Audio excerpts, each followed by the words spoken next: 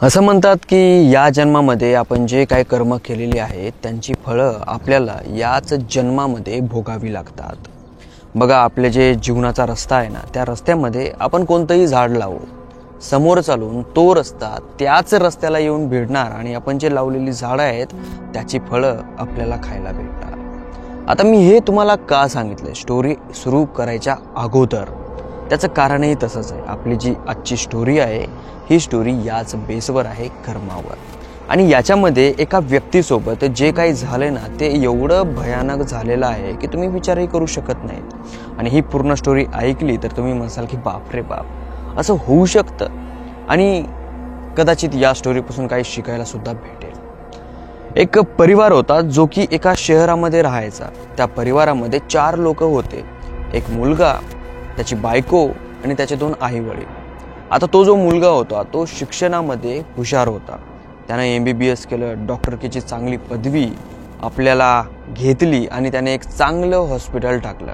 आता त्याची आर्थिक परिस्थिती तेवढीही चांगली नव्हती, त्यामुळे त्याला तेवढंही मोठं हॉस्पिटल टाकता आलं नाही। एक छोटंसं हॉस्पिटल असतं ना आपलं, तशा प्रकारचं छोटंसं हॉस्पिटल त्याने टाकलं। पण त्याची जी स्किल होती, त्याचं जे नॉलेज होतं ते एवढं जास्त होतं की जर दुसरे डॉक्टर काही जास्त किमतीमध्ये काम करायचे तर हा त्या किमतीच्या अर्ध्या किमतीतच पेशंटला बरं करायचा आणि सुटका द्यायचा, म्हणजे व्यतिरिक्त खर्च तो करायचाच नाही। त्यामुळे त्या डॉक्टरचं जे काही आहे ना व्हॅल्यू ती मार्केटमध्ये फार जास्त झालेली होती।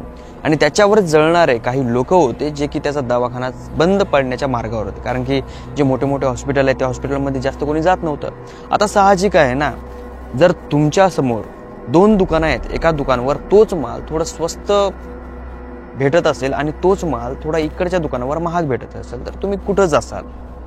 एक साहजिक गोष्ट आहे, तुम्ही स्वस्त जिथं भेटल ना तिथंच जासाल। बचत कुणाला नको आहे, बचत सर्वांना हवं आहे। तसंच या डॉक्टरकीच्या मार्केटमध्ये सुद्धा झालं। याच्यावर खपणारे खूप जास्त लोक होते, पण एक दिवस असा येतो की या डॉक्टरच्या घरच्यांचा ॲक्सिडेंट होतो।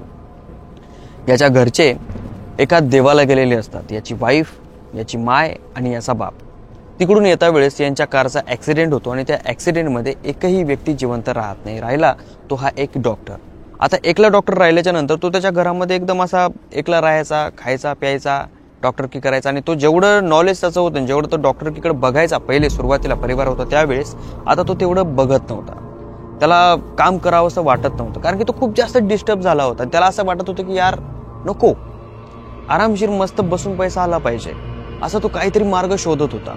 त्यावर त्याला त्याच्या मित्रांनी एक सजेशन दिलं की बघ, तू काय कर की एक एजन्सी आहे, ती एजन्सी घे आणि त्या एजन्सीमध्ये तू जेव्हा पैसा गुंतवशील तुझा जमा केलेला, त्या पैशाचा तू घर बसल्या मोबदला घेशील। ती एजन्सी चालत राहणार, तुझा पैसा तुला येत राहणार। त्यांच्या मित्रांनी त्याला सजेशन दिलं। आता याला मार्केटमधलं तेवढं काही माहिती नव्हतं, त्यामुळे याने हो मध्ये हो मिसळवलं आणि त्याच्या मित्रांनी जसं म्हणलं तसं याने केलं। पण त्याचे जे मित्र होते त्यांचा फक्त आणि फक्त डोळा याच्या पैशावरच होता, कारण की याचा दवाखाना एवढा जास्त चालू लागला की त्या दवाखान्यामधून यानं कमीत कमी 10 ते 11 लाख रुपये जमा केले होते। आणि तो टाइम होता 1998चा। या टायमाचा तो टाइम होता आणि त्या टायमाला यानं 11 लाख रुपये स्वतःच्या जवळ जमा केलेले होते आणि त्या 11 लाख रुपयावर याच्या स्वतःच्याच मित्रांचा डोळा होता। तर एजन्सीच्या नावाखाली याचे ते 11 लाख रुपये जवळ घेतले आणि त्याचे मित्र पळून गेले। त्याला खूप मोठा झटका बसला। आता त्याची परिस्थिती अशी झाली होती की एका टायमाच्या भाकरीलाही महाग, कारण की जवळ केलेला जो काही पैसा आहे तो सगळं काही त्याला देऊन टाकला होता। आणि त्याच्याजवळ शेती नव्हती, ना कोणता दुसरा व्यवसाय होता। जो डॉक्टरकीचा व्यवसाय होता तो त्याचा परिवार वारल्याच्या नंतर त्याने त्याच्याकडे लक्षात दिलं नाही, त्यामुळे तो तेवढा चलत नव्हता। कुठेतरी 2 दिवसातून एखादा पेशंट, 2 पेशंट असे यायचे, कारण की दवाखाना तो नेहमी बंद ठेवायचा। लोकांना कळालं होतं की हा डॉक्टर कामामधून गेला आणि तो तेवढं सिरियस सुद्धा घ्यायचा नाही। हॉस्पिटलमध्ये एखादा पेशंट आला तर त्याला दिलं तर दिलं बरोबर, नाही तर नाही दिलं, राहिलं तर राहिलं, नाही तर नाही राहिलं, असा तो आपल्या कामासोबत काय म्हणतो आपण त्याला निष्काळजीपणा करत होता। तर अशी त्याची लाईफ चालू होती। मग त्याला कुणीतरी सजेशन दिलं, त्याचा एक दुसरा मित्र डॉक्टर होता, त्याने त्याला सजेशन दिलं की तू काय कर, तिथून त्या शहरामधून ये आणि एका खेड्यामध्ये जा।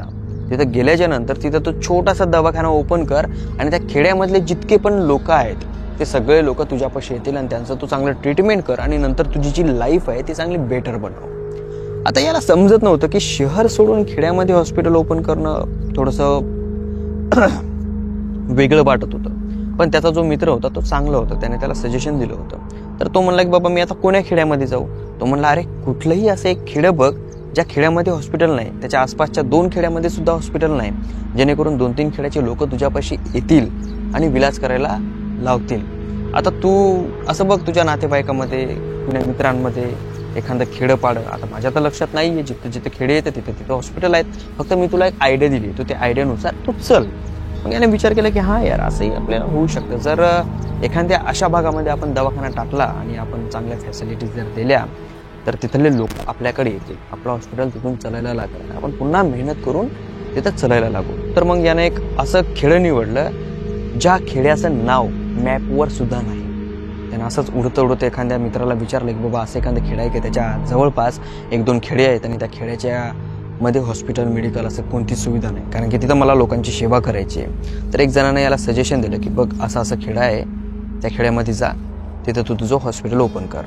आता त्या माणसाने याला सांगितलं, पण त्या माणसाने हे नाही सांगितलं की या खेड्यामध्ये ॲक्च्युली प्रॉब्लेम आहे काय. आता हा म्हणला की ठीक आहे काय प्रॉब्लेम नाही. हा एकला असल्यामुळे याला घरदार सोडायला काही त्रास झाला नाही.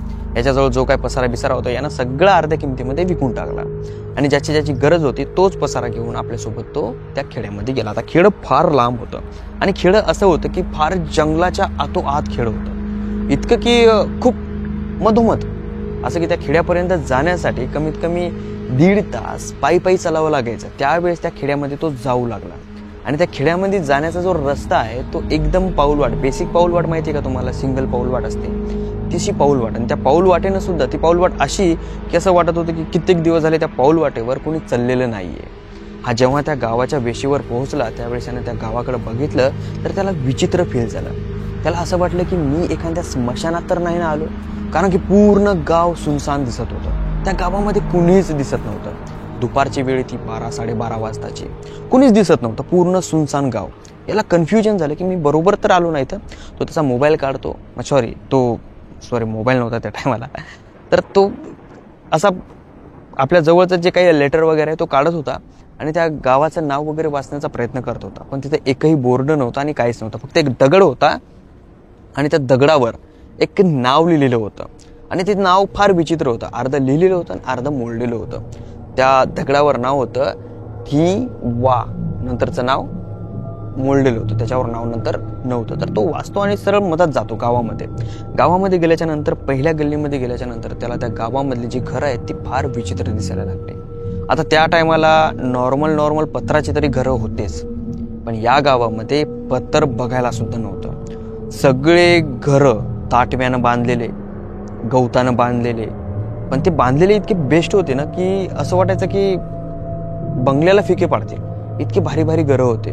आणि त्यांचे जे घरं होते ना ते फार विचित्र होते. म्हणजे असं नाही की आता कसं आपल्या गावामध्ये घराला घर भिडून असतं, तिथं तसं नव्हतं. एक घर इथं 15-20 फूट अंतर सोडलं की दुसरं घर तिथं, म्हणजे घरामध्ये अंतर होतं आणि प्रत्येक घराला ग्राउंड होतं. त्या ग्राउंडमध्ये प्रत्येक सुविधा होती. पाण्याचा छोटासा तलाव होता, भांडे घासायचा गोटे होते, धुण्याचे गोटे होते. अशा प्रकारचं तिथं ते गाव होतं. थोडं दूर गेल्याच्या नंतर त्याला तिथं 3 लेकरं दिसले, छोटे छोटे लेकरं. तो त्या लेकरांपाशी जातो, त्यांना बोलण्याचा प्रयत्न करतो, पण ते 3ही लेकरं त्याला बोलत नाहीत. ते फक्त एक सारखं याच्याकडे बघतात आणि अचानक असं पळतात की जसं यांनी एखादं विचित्र प्राणी पाहिलाय अशा प्रकारे ते पळतात आणि ओरडत पळतात. ओरडणं पण त्यांचं नॉर्मली नव्हतं, असं जोरात चिरकून ओरडत पळत होते. प्रत्येक घरामध्ये गेले आणि दरवाजे लावून घेतले. आता हा एकदम असा म्हणजे याला काय तिथं काय कळतच नव्हतं ना. एकदम विचित्र गाव, विचित्र घरं, विचित्र लोक, एकही माणूस बाहेर दिसत नाहीये, कुणीच दिसत नाही. हा पुन्हा 4-5 पावलं समोर जातो आणि गावाच्या सेंटरमध्ये येऊन आपली बॅग खाली ठेवतो आणि इकडे तिकडे बघतो आणि हा एक हाक मारतो, कुणी या गावामध्ये आहे का हो?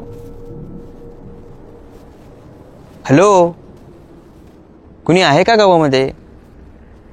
10 ते 15 मिनिटं कुणी येत नाही, पण 15 मिनिटाच्या नंतर त्या गावामधल्या प्रत्येक घराचा दरवाजा उघडतो आणि त्या प्रत्येक घरामधून एक माणूस, एक बाई असे जोडीनं बाहेर येतात आणि ते असे विचित्र प्रकारे याच्याकडे बघत असतात की असं की एक आपण नवीन जोकर तुम्ही बघितला होता त्यावेळेस तुमचं रिॲक्शन काय होतं, तशा प्रकारचं रिॲक्शन या पूर्ण गाववाल्याचं या डॉक्टरकडे बघून होतं.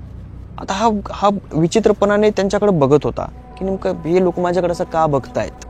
मग हा त्यांना सांगण्याचा प्रयत्न करतो की मी एक डॉक्टर आहे, तुमच्या गावामध्ये आलो आहे तुमच्या सर्वांची सेवा करण्यासाठी. ज्या कोणाला पण आजार आहेत त्यांचे आजार मी बरे करू शकतो. पण त्यांची जी लँग्वेज आहे, त्याची जी भाषा आहे, त्याचे जे शब्द आहेत ते त्यांना समजतच नव्हते. सगळेजण त्याच्याकडे एकदम विचित्र नजरेनं बघायला लागले आणि त्यांच्या तोंडावर एक असं विचित्र हावभाव असं असतं ना की एखादा माणूस मेल्याच्या नंतर कसे हावभाव असतात, तशा प्रकारचे हावभाव त्या माणसांच्या चेहऱ्यावर होते. याला थोडं विचित्र वाटायला लागलं. हा आपली बॅग खोलतो, बॅगमधून इंजेक्शन दाखवतो, सगळे गावकरी भितात. सलाईन दाखवतो, सगळे गावकरी भितात. हा एका घरामध्ये जातो, तिथे एक खोकल्याचा आवाज येतो. त्या घरामध्ये एक वृद्ध माणूस होता, तो खोकलतो आणि तो आवाज याला ऐकू येतो. तर हा आपली बॅग उचलतो आणि त्या घरापाशी जातो. त्या घरापाशी जसे गेले तसे त्याचे समोरचे माणसं आहेत ती काठ्या उचलतात आणि याला मारायसाठी याच्यावर धावून येतात. तर हा म्हणतो की थांबा थांबा, मी थोडं ओळखीनं बोलतो की बाबा मी एक डॉक्टर आहे, तुमच्या घरामध्ये जो बुजुर्ग आहे त्याला मी नीट करण्याचा प्रयत्न करतो, तुम्ही फक्त माझ्यासोबत राहा. तो घरामध्ये जातो, त्या बुजुर्गाला बघतो, त्याला एक औषध पाजतो. औषध पाजल्याच्या नंतर त्या घरच्यांना सांगतो की हे औषध, असं खुणवून सांगतो, हे औषध थोडं विचित्र म्हणजे 3 पद्धतीने पाजा त्याला, एका दिवसामध्ये त्याचा खोकला बरा होईल. आता याचं नॉलेज खूप जास्त होतं आणि त्याचा जो खोकला होता तो एकदम नॉर्मल खोकला होता. मग हा बाहेर जातो. बाहेर गेल्याच्या नंतर एका झाडाखाली बसतो. झाडाखाली बसल्याच्या नंतर एक दिवस पूर्ण होतो आणि एक दिवस पूर्ण झाल्याच्या नंतर दुसऱ्या दिवशी त्या माणसाचा खोकला परिपूर्ण क्लिअर होतो. आता तो खोकला पूर्ण क्लिअर झाल्याच्या नंतर त्या गावकरी जे आहेत ते पूर्ण खुश झाले. आता त्यांची भाषा एवढी गावंढळ होती की त्यांना म्हणजे नॉर्मली बाटली या शब्दाचा अर्थ सुद्धा माहिती नव्हता, इतकी गावंढळ त्यांची भाषा होती. एकदम साधी आणि एकदम जुनाट भाषा होती त्यांची. आता कशी बॉटल, हे आपले इंग्लिश शब्द आहेत ना, बॉटल, परत वॉटर, हे असे शब्द त्यांना अजिबात माहीत नव्हते. जे मॉडर्न शब्द आपण म्हणतो त्याला ते शब्द माहीत नव्हते. त्याची एकदम गावंढळ भाषा. मग त्यांना बोलायला लागले की बाबा तुम्ही कुठून आलात आणि हे डॉक्टर म्हणजे काय असतो. मग त्याने विचार करून सांगितलं की मी एक वैद आहे. वैद म्हणल्याच्या नंतर काही गावकऱ्यांना ते समजलं की बाबा थोडंफार वैद म्हणजे अशा प्रकारचं आहे, म्हणजे आजार वगैरे बरं करणारा माणूस. तर सगळ्या गावकऱ्यांचं त्याच्यासोबत बोलणं झालं. बोलणं झाल्याच्या नंतर गावकरी आणि त्याची भाषा थोडीशी मॅच करत एकमेकाला घेतलं आणि त्याच्यानंतर गावकऱ्यांनी त्याला एका झोपडीकडे इशारा केला की बाबा तू इथं राहू शकतो. आणि हा डॉक्टर जातो, तिथं राहतो. आता तिथं फक्त एक बेसिक होतं, सगळे एक छोटीशी झोपडी होती, तिथं चूल होती, जळतण होतं आणि त्याच्यामध्ये तो राहणारा होता. एक गावकरी संध्याकाळी त्याच्या घरी येतो आणि त्याला म्हणतो की डॉक्टर साहेब, म्हणजे मी माझ्या भाषेमध्ये सांगतोय, त्याने त्याच्या भाषेमध्ये सांगितलं पण मी माझ्या भाषेमध्ये सांगतो की त्यानं याला सांगितलं की बघा इथं रात्र जेव्हा दिवस मावळतो त्यावेळेस तुम्ही घराच्या बाहेर अजिबात निघू नका, कारण की आमचं जे गाव आहे हे झपाटलेलं गाव आहे आणि तुम्ही जर या घराच्या बाहेर निघसाल तर तुम्ही सुद्धा झपाटल्या जासाल. डॉक्टर म्हणला की हां ठीक आहे, काय प्रॉब्लेम नाही. याला मस्करी वाटायला लागली होती. सगळे गावकरी झोपले. रात्र झाली. रात्र झाल्याच्या नंतर याच्या कानावर एक आवाज पडला, घुंगरांचा आवाज. बघा एखादी लेडीज रस्त्यानं चालल्याच्या नंतर एकदम सुनसान जागा असली किंवा रात्रीची वेळ असली आणि ती लेडीज घरामध्ये चालली आणि तिच्या पैंजणाला छोटंसं जरी घुंगरू असलं ना तरी त्या घुंगराचा आवाज फार मोठा येतो. तसा याला आवाज यायला लागला घुंगराचा. हा उठतो आणि दरवाजा उघडून बघतो तर 3 स्त्रिया त्या गावामध्ये मधोमध उभ्या होत्या आणि वरून थोडा रिमझिम पाऊस चालू होता, जसा की असा पाऊस चालू आहे. आणि या पूर्ण पावसामध्ये बनवतोय तर प्लीज व्हिडिओला लाईक करा. आणि आता जर मी व्हिडिओ बनवणं बंद केला, जी माझी लिंक आहे ना ती तुटती आणि तुटल्याच्या नंतर ती फील येत नाही जे तुम्हाला मी स्टोरीमध्ये सांगणार आहे. तर त्या 3 स्त्रिया तिथं उभ्या याला दिसल्याच्या नंतर हा विचित्र प्रकारे त्यांच्याकडे बघत होता आणि विचार करत होता की या 3 स्त्रिया तिथं का आहेत. आता याला एक प्रश्न पडला. आता याचं लग्न झालेलं होतं, याची बायको, याचा परिवार मरून फार दिवस झालेले होते आणि हा जो होता ना हा भुकेजलेला होता. आणि याला त्या टायमाला वाटलं की ह्याच्या 3 स्त्रिया आहेत ह्या त्या प्रकारच्या आहेत. हा दरवाजा बंद करतो आणि त्या स्त्रियाकडे जातो. तिथं गेल्याच्या नंतर त्यांना बोलण्याचा प्रयत्न करतो पण त्या 3 स्त्रिया याला बोलत नाहीत. फार सुंदर दिसायला, सगळ्या नटून थटून तिथं उभ्या राहिलेल्या, अंगावरती घोंगडी घेतलेली, होठावर लाली. आता त्यावेळेस जे लिपस्टिक वगैरे नव्हती, नॅचरल जे काय असतं ना बीन, त्या बीननं ते होठ वगैरे लाल करायचे. फार मदनीय काया त्यांची. हा त्यांच्याकडे बघून एकदम भारावून गेला. याचा विचार एकदम फुलली, यांच्यासोबत आपल्याला हे करायचंय. तो त्यांना बोलल्याच्या नंतर 3 स्त्रिया फक्त याच्याकडे बघत होत्या आणि हसत होत्या. त्यांनी याला इतकं मदहोश केलं की त्या 3 स्त्रिया जंगलाच्या वाटेला चालायला लागल्या. हा त्याच्या मागं निघला. मागे निघाल्याच्या नंतर हळूहळू या अर्धवट जंगलामध्ये गेले. जंगलामध्ये गेल्याच्या नंतर या डॉक्टरला काहीच समजलं नाही. त्याचे डोळे तिथंच बंद झाले आणि ज्यावेळेस याचे डोळे ओपन झाले त्यावेळेस बघतो तर हा एका झाडाखाली पडलेला असतो आणि याचं जे गुप्त अंग असतं ते गायब असतं. याला अंगच नसतं अजिबात, आणि त्या जागेवर एकही जखम नसते आणि काहीच नसतं. म्हणजे याची अशी पंचायत झाली की याला सुसू करायला पण जागा नव्हती. अशा प्रकारे त्याचं तिथं झालं. आणि तिथं झाल्याच्या नंतर हा उडतो आणि जोरजोरात ओरडायला लागतो. गावामध्ये पळत येतो. पळत आल्याच्या नंतर गावकरी त्याला म्हणतात की आम्ही तुम्हाला म्हणलं ना की बाबा या रात्री तुम्ही असं बाहेर नका जाऊ, तुम्ही का गेलात बाहेर? हा म्हणला की नेमकं काय प्रॉब्लेम आहे? माझा प्रॉब्लेम झालाय, मला काय करता येत नाहीये. त्या गावकऱ्याने सांगितलं की आमच्या गावामध्ये 3 स्त्रिया होत्या आणि त्या 3 स्त्रिया पूर्ण गावामध्ये तशा प्रकारच्या होत्या. म्हणजे त्यांना एका पुरुषाकडून शांतता भेटत नव्हती. ते प्रत्येकाकडे बघायचा, गाव खराब करायच्या. त्यामुळे आम्ही गावकऱ्यांनी एक निर्णय केला की त्या 3 स्त्रियाला असं काही करायचं की त्यांची भूक भागली पाहिजे. त्यामुळे यांनी त्या 3 स्त्रियाच्या मेन पार्टला असं काही केलं इजा की त्यांना खूप त्रास झाला आणि त्या 3 स्त्रियांचा जीव गेला. तेव्हापासून आमच्या गावामध्ये रात्र झाली की त्या 3 स्त्रिया या गावामध्ये येतात आणि जे कोणी पण गावाच्या बाहेर दिसल त्याला जंगलामध्ये घेऊन जातात, त्याच्यासोबत संभोग करतात आणि नंतर त्याचा जो मेन पार्ट आहे तो पूर्णपणे टाय फिश करून टाकतात. आणि नंतर काही 8 दिवसाच्या नंतर तो अक्षरशः मरतो. आता असं म्हणल्याच्या नंतर डॉक्टर आरबळला. त्याला कळत नव्हतं काय करावं आणि काय नाही. सगळे गावकरी त्याच्याकडे नुसते बघायला लागले. 8 दिवसापर्यंत तो तळपत राहिला. त्याचं जे हे युरियन आहे ते त्याच्या पोटामध्येच राहिलं. त्याच्यामुळे त्याचं पोट एवढं फुगलं की त्याचं पोट एक दिवस फुटून गेलं. फुटून गेल्याच्या नंतर तो डॉक्टर तिथंच पडून राहिला. त्याचा मृतदेह त्या गावकऱ्यांनी घेतलं आणि त्याच झाडाखाली नेऊन फेकलं ज्या झाडाखाली त्याच्यासोबत असं घडलं होतं. तिथं नेल्याच्या नंतर त्याचा मृतदेह एका रात्रीमध्ये गायब झाला. त्याच्या जागेवर फक्त हाडकंच राहिले होते, कारण की त्या जंगलामधल्या जनावरांनी त्याला खाऊन टाकलं होतं. आता मी जे ही कथा सांगितली होती, या कथेमध्ये सुरू करण्याच्या अगोदर तुम्हाला एक गोष्ट सांगितली होती की तुम्ही जसं करसाल तसं तुम्हाला परत भोगावं लागेल. आता मी सांगतो असं का सांगितलं होतं. हा जो डॉक्टर होता, ज्यावेळेस यानं डॉक्टरकीची डिग्री प्राप्त केली होती त्यावेळेस याने दवाखाना ओपन केला होता. त्यावेळेस 1998ची गोष्ट. या डॉक्टरने 11 लाख रुपये कमावले होते. पण ते 11 लाख रुपये अशा पद्धतीनं कमावले होते की याच्यापाशी जे पण पेशंट यायचा आणि जो पेशंट मरणाच्या वाटेवर लागलेला असायचा त्याला तो दुरुस्त करायचा नाही, पण त्याची किडनी काढून घ्यायचा. आणि किडनी काढून घेतल्याच्या नंतर त्या पेशंटसोबत तो असा काही करायचा की तो सरळ सांगायचा की हा 1 नाही तर 2 दिवसामध्ये मरणार. आणि त्याने पेशंटच्या किडन्या विकून 11 लाख रुपये कमावले होते. आणि तेच 11 लाख रुपये याच्या मित्रांनी याच्याकडून ढगून घेतले आणि नंतर हा त्याच पद्धतीने मेला. तर कसं आहे ना, आपण जे करतो ना त्याचे फळं आपल्याला भोगावीच लागतात. तर त्यामुळं कर्म चांगले करा, चांगली नियत ठेवा.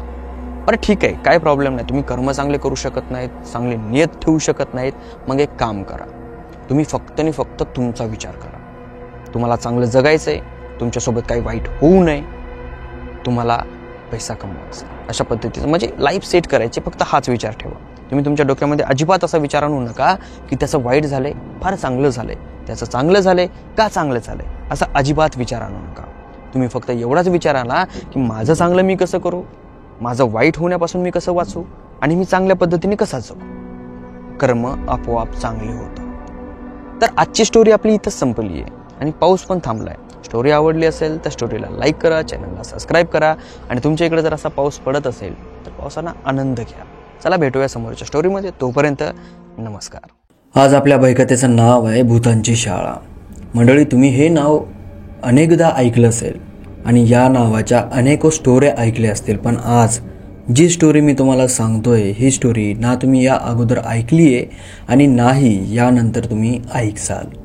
कारण आपल्या स्टोऱ्या फार डिफरंट असतात आणि फार वेगळ्या असतात. डिफरंट वेगळ्या हे एकच शब्द झाला ना, तरीसुद्धा आपल्या स्टोऱ्या फार युनिक असतात. आता हाही एकच शब्द झाला आहे, काय बोलावं, कितीही शब्दामध्ये बोलावं, भावना एकच जाते. तर चला आता उशीर न करता आपल्या या स्टोरीला आपण सुरुवात करूयात. मंडळी बघा, नवीन नवीन वयामध्ये आलेले पोरं कसे असतात, त्यांचं रगत ना असं एकदम असं सळसळलेलं असतं. त्यांना वाटतं की आमच्यासमोर काहीच नाही आहे, आम्ही जे बघतोय, आम्हाला जे दिसतंय, आम्हाला जे ऐकू येतंय तेच आम्ही बदलू शकतो असं त्यांना वाटतं. आणि त्यांची मनस्थिती, त्यांचं डोकं, त्यांचे जे विचार आहेत हे फार वेगळे असतात. आणि हे विचार असे असतात की जे प्रॅक्टिकल जीवनामध्ये लागतात विचार, या विचारांपासून फार वेगळे विचार असतात.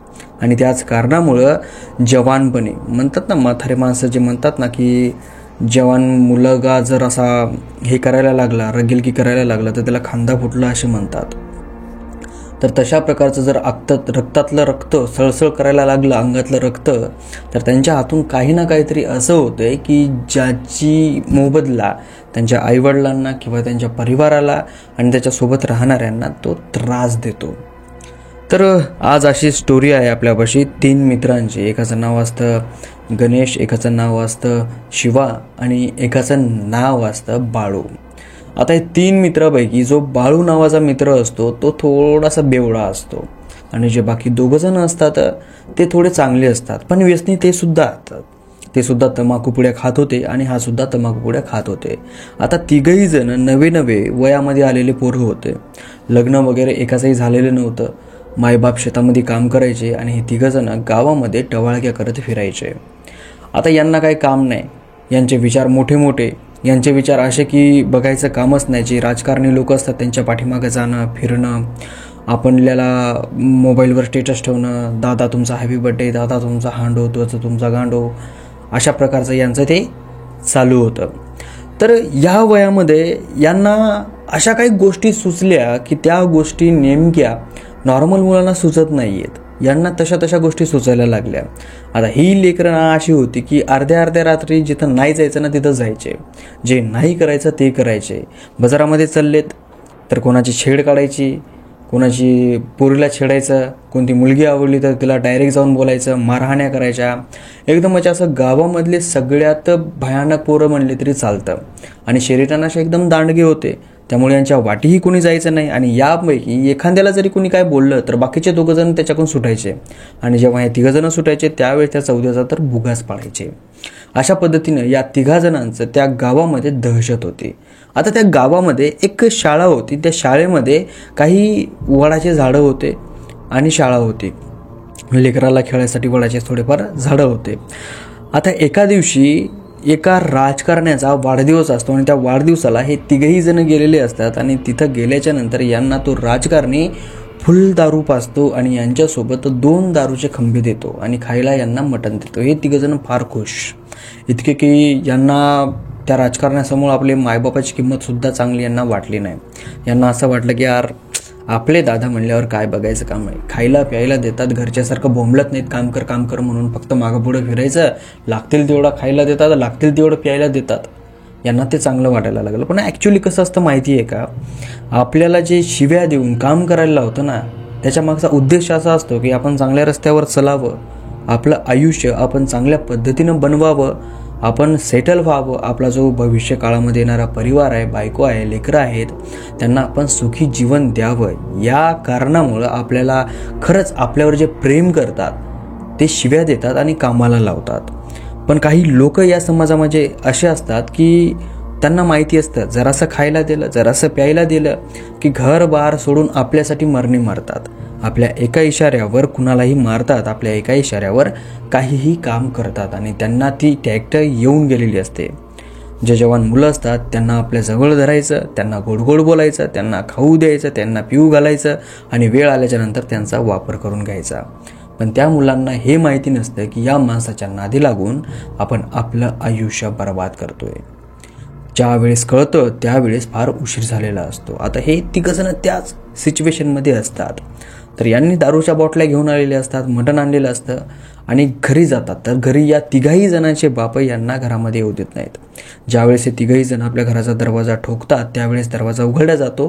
प्रत्येकाचे वडील दरवाजावर उभे राहतात आणि 3घही जणांचे जे घरं असतात ते जवळजवळच असतात. आणि 3घांच्याही वडिलांनी ठरवलेलं असतं की आज जर हे काही जरी करून आले तर यांना घरामध्ये घ्यायचंच नाही. आणि यांना माहिती होतं की त्या राजकारण्याचा वाढदिवस आहे आणि त्याच्या वाढदिवसाला ही कारटे गेलेच असतील म्हणून. आणि तसंच झालं. फुल पिऊन आले, यांना उभंही राहता येत नव्हतं. आले, दरवाजा ठोठावला, दरवाजा उघडला, समोर बघतात तर वडिलाला म्हणतात की बाबा मला मदत जाऊ द्या. त्यांचे वडील त्यांच्यावर धावले, शिव्या दिल्या, 1-2 चापटा मारल्या आणि त्यांना घराच्या बाहेर हाकलून दिलं.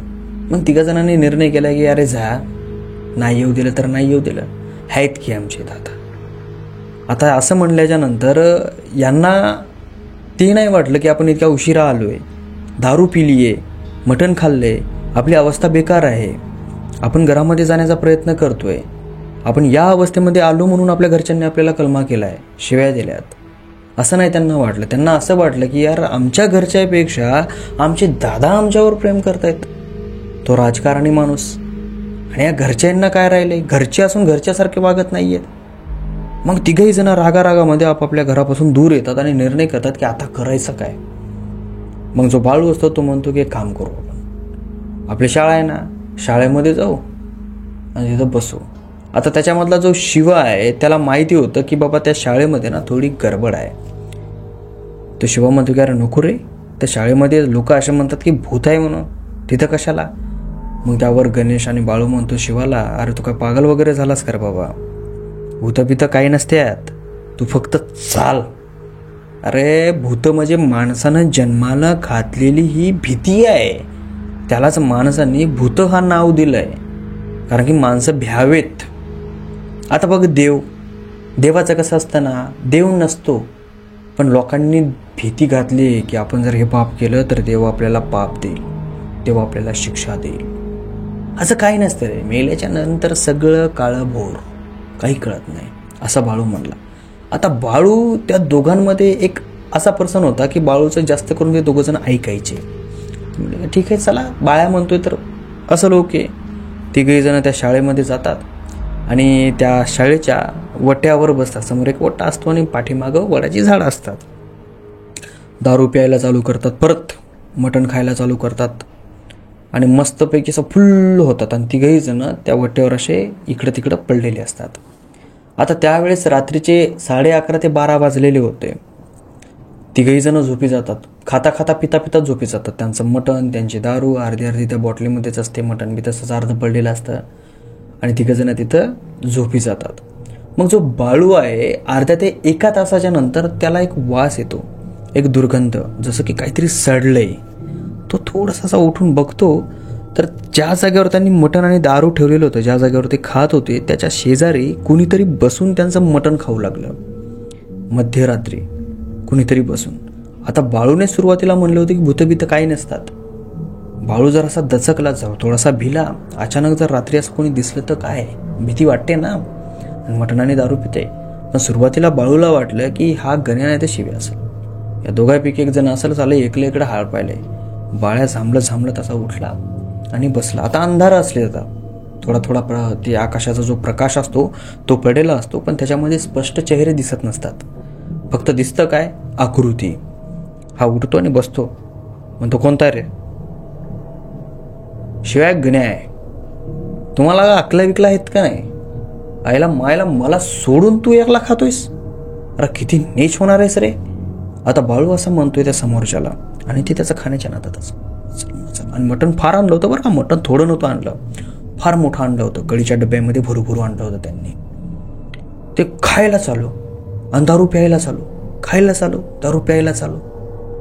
पुन्हा जर असा जवळ सळगतो, ए तुला कळत नाही कर मी का म्हणतोय ते, असा हात समोर करतो आणि त्याच्या असा गालाला हाणतो. आणि तसा हाणल्याच्या नंतर त्याच्या हाताला थोडंसं वलसर लागतं. तो असा बघतो हाताकडं, तर त्याचा हात असा लालसर झालेला असतो, त्याच्या हाताला रक्त लागलेलं असतं. तो त्या रक्ताकडं बघतो आणि थोडासा हात असा जवळ आणतो, तर एकदम असा वासाचा धुपका मारतो त्याला. तो आपला हात असा दूर करतो, असं म्हणतो कोठं लोळून आला रे तू, किती गदळ वास आला तुझ्या अंगाला लागलेला, आणि रगत कशाच लागलंय, असं म्हणल्याच्या नंतर आता याचं जे बोलणं आहे हे त्याला बोलू लागला, पण याचं बोलणं शिवा आणि गणेशला ऐकू येतं. ते दोघेही जण हळूवार उठतात, बाळूच्या पाठीमागून उभे राहतात, बसतात. आता या दोघा जणांची फाटते ना, समोर कोणीतरी बसले, मटण खाते, दारू पिते. हे दोघं जण पाठीमागून त्या बाळूच्या खांद्यावर हात टाकतात. बाळू दोरात जसकतो आणि असे मागं वळून बघतो, म्हणजे ओरडतो मागं वळून बघतो. ते तिघही जण भितात आणि ओरडतात आणि मागं सरकतात. यांची जी चढलेली दारू होती ती सगळी उतरते आणि पुढं बघतात तर पुढं काहीच नाही, एकदम क्लीन, कोणीच नव्हतं तिथे. ज्या जागेवर बसून एक जण मटण खाऊ लागला तोही नव्हता तिथं, तो गायब झालेला होता. हे तिघही जण जातात, इकडे तिकडे बघतात आणि जो बाळू म्हणतो, अरे तुम्ही बघितलं का, इथं कोणीतरी होतं रे, मटण आपलं खाऊ लागलं, दारू मटण. गणेश आणि शिवाही म्हणतो की हां, आम्ही बघितलं. आम्ही तुला म्हणलं लागलो ना पहिले इथं शाळेमध्ये नको यायला. आम्हाला माहिती आहे इथं भूत आहेत लोक म्हणतात. बाळू म्हणते भूतभीत काही नसते रे, कोणी असल हनुमानचं आपलं मटण खात असेल आणि आपल्याला भीती घालत असेल, असं काही नसतंय, येडाय का तू. आता तिघाही जणांची दारू फुल्ल उतरलेली असते आणि तिघाही जणांच्या शरीराला पूर्ण घाम सुटलेला असतो. अशी एकही जागा नसते जिथं घाम सुटलेला नाही, सगळ्या शरीराने घाम. तेवढ्यात जे आकाश आहे ते काळ्या भोर ढगांनी भरभरून जातं आणि विजांचा कडकडाट सुरू होतो आणि वारंवार सुटतं. जिकडं बघावं तिकडं खूप जास्त वारं आणि जी आजूबाजूची झाडं आहेत ते जोरजोरामध्ये हलत आहेत, त्याचे फांदे वाजत आहेत, पाला वाजतोय आणि ते वारं अशा प्रकारे वाटत होतं की जसं की त्या वाऱ्यामध्ये कुठला तरी राक्षस घुसला आहे आणि ते पिसाळलं आहे. आता हे तिघाही जणांना काही समजत नव्हतं. आता यांच्यासमोर जे मटण वगैरे ठेवलेलं होतं, दारू वगैरे ठेवलेली होती, त्यातील ते दारू आणि मटण उचलण्यासाठी बाळू खाली वागतो आणि ते दोन्ही उचलतो, तो एकदम रिकामं वाटतं, त्याच्यामध्ये काहीच नसतं. आणि त्यावेळेस मात्र या तिघांच्या पायाखालची 100% जमीन सरकते. यांना असं वाटतं की 100% इथं भूत आहे म्हणजे आहेच. कारण जर कोणी दुसरा माणूस जरी असला असता तर इतक्या लवकर तो आपल्यासमोरून गायब नसता झाला. आणि तुम्ही म्हणताय की भूत नाही म्हणून. बाळूला ते शिवा आणि गणेश असा बोलत होता, तर बाळू तरीही म्हणत होते की अरे भूतबित काही नसतात रे, तुम्हाला प्रमाण देऊ का मी. देऊ का म्हणे प्रमाण, मी आत्ता त्याला धरून आणतो म्हणे. शिवा आणि गणेश म्हणला आत्ता धरून आणतो, कुठून आणतो धरून तू त्याला. बाळू म्हणला की मी आत्ता धरून आणतो, मला माहिती तो कोणीकडे पळाला असेल, इकडे गडद अंधार आहे, इकडेच पळाला असेल. शाळेच्या पाठीमागं जाण्यासाठी एक छोटीशी बोळ होती आणि त्या शाळेच्या पाठीमागं एक्झॅक्ट काही वडाची झाडं होती आणि त्या जागेवर खूप जास्त अंधार झालेला होता.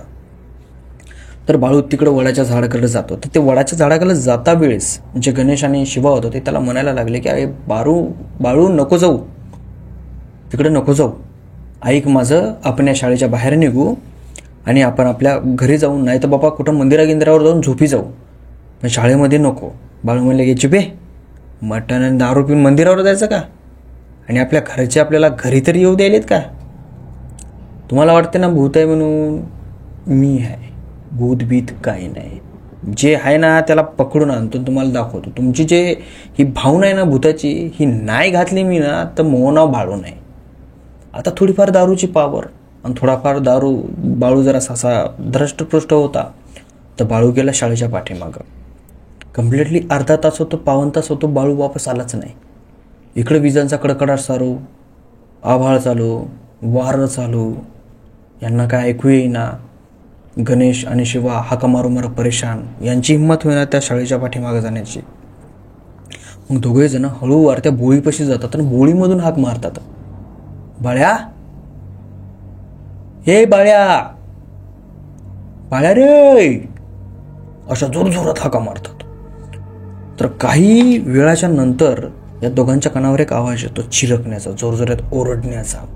आणि तो आवाज दोघं जण अंदाज लावतात की हा आवाज बाळ्याचाच आहे म्हणून. हे दोघंही जण पळत पळत पाठीमागे जातात. आता ओरडण्याचा आवाज आला म्हणल्यावर काय असतं, किती जरी भीती जरी वाटली माणसाला नाही, आपला माणूस जर कोणी अडचणीमध्ये असला तर माणूस तिथं जातोच, मागं पुढं बघत नाही, तो तिथं डायरेक्ट घुसतोच जाऊन. तर जे शिवा आणि गणेश आहे ते जोरात तिकडं पळतात, पाठीमागे जातात, तर पूर्ण शांत. जे वारं, वावदान, विजा, ढग, कडकडाट, आवाज, पाठीमागं काहीच नाही. जे वाड्याची झाडं आहेत त्याचं एकही पान हलत नव्हतं आणि पूर्ण शांतता. जे रात्रीला किरकिरे ओरडतात ना ते सुद्धा ओरडत नव्हते. आणि त्या बोळीच्या पाठीमागं बघितलं तर त्या शाळेच्या पलीकडून जे भाग होतं त्या भागामध्ये सगळी झाडं हलत आहेत, फक्त इथे शांतता. असं की एखाद्या पॅक घरामध्ये आपण गेलो आणि बाहेर वारंवार चालू आहे, आपण खिडकीमधून बघतोय, पण घरामध्ये काय फील होते, काहीच नाही.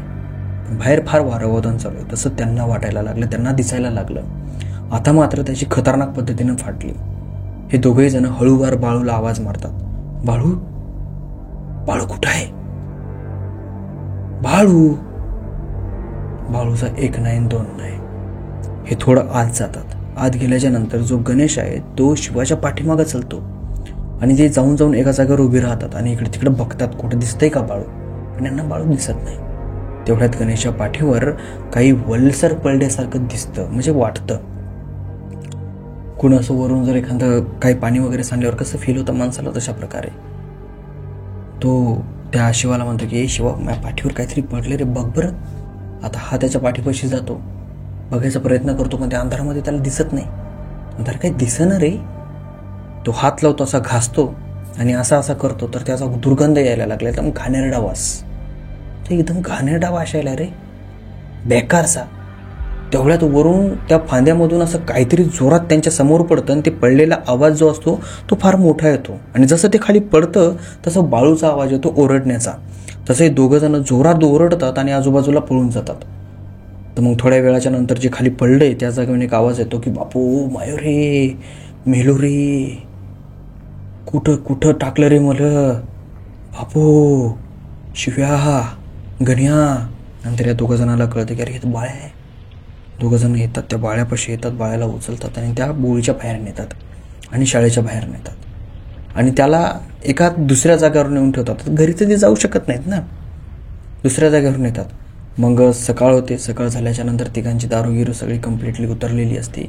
बाळा एका जागेवर झोपलेला असतो, हे दोघं जण एका जागेवर झोपलेले असतात.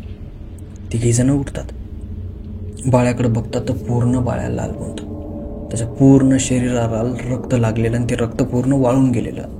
बाळही आपल्या शरीराकडे बघतो आणि रक्त वाळलेला पाहून त्याला घाणेरडा आवाज. तो उठल्या तर पहिले वकतो, 4 ते 5 वेळा असं बघतो. त्यानं जितकं पण मटण खाल्लेलं असतं ते सगळं मटण बाहेर काढून फेकून देतो. सगळं टोटल जे पाणी पिलेले ते पण बाहेर काढून फेकून देतो. आणि तो जेव्हा श्वास घेऊ लागला तेव्हा त्याला हुली येऊ लागली. आणि त्याच्यासोबत हे दोघं जण यांना सुद्धा हुल्या येऊ लागल्या. यांना सुद्धा एकदा दोनदा उलट्या झाल्या. म्हणजे अरे किती घाणेरडा वास आला रे. एक हापसा होता तिथं. त्या हापशापाशी जातात, बाळाला आंघोळ वगैरे घालतात आणि मग नंतर घरी जातात. घरी गेल्याच्या नंतर त्याच्या घरचे जे असतात ते त्यांच्यावर तावूनच खाल्लेले असतात. घरचे घरात येऊ देण्याचा प्रश्नच येऊ देत नाहीत, भांडणच करतात. तर हूं करून शेजारी पाजारी सगळं भांडण मिटवतात आणि यांना घरामध्ये घ्यायला सांगतात. आणि तिघेजणही म्हणतात की बाबा आम्ही याच्यानंतर कुठं जाणार नाही. पण जे बाळूसोबत काल रात्री झालं होतं ते यांनी घरी सांगितलेलं नव्हतं, कारण की घरचं वातावरण पहिलेच गरम. त्यातल्या त्यात जर यांनी असं काही नाटकं सांगितलं तर घरचे म्हणतील बघा आता कुठली नाटकं लावायला लागलेत, आता यांना भूतं झपाटायला लागलेत. असा काहीतरी प्रकार त्यांना असा वाटला आणि त्यांनी घरी सांगितलं नाही. मग पहिल्या रात्री तर काही झालं नाही, पण दुसऱ्या रात्री ज्या वेळेस बाळू जेवण करून आपल्या घरामध्ये झोपलेला असतो त्यावेळेस बाळूच्या कानावर पुन्हा आवाज येतो. आणि तो आवाज असा असतो की एखाद्या बॉटलीमध्ये एखाद्या नळाचा थेंब कसा पडतो तशा प्रकारचा आवाज, टुप टुप असा 2दा. बाळू उठतो, इकडे तिकडे बघतो, कारण तो आवाज आलेला असतो. आता बाळूला माहिती आहे की आपल्या बाथरूममधून आपल्याला आवाज येत नाही. आता त्याचं कारण बी असं होतं, बाळूच्या बाथरूममध्ये नळ नव्हता, टाकी ठेवलेली होती आणि नळाचा आवाज त्याच्या बाथरूममध्ये येणं शक्यच नव्हतं. आणि बाथरूमचा दरवाजा फार पलीकडे होता आणि तिथून आवाज इथं थेंबाचा आहे ना, अवघड. जी बाळूची रूम होती ती एक अशी साधी रूम होती, खाली दगडी फरशी टाकलेली होती आणि माळवदाची त्याची रूम होती. तर तो उठला आणि विचार करायला लागला की तिथून इथपर्यंत आवाज येईल कसा. विचार करता त्याचं लक्ष खाली फरशीकडे गेलं तर फरशीवर 2 थेंब रक्ताचे पडलेले होते. जवळजवळ एक मोठा थेंब, एक छोटा थेंब.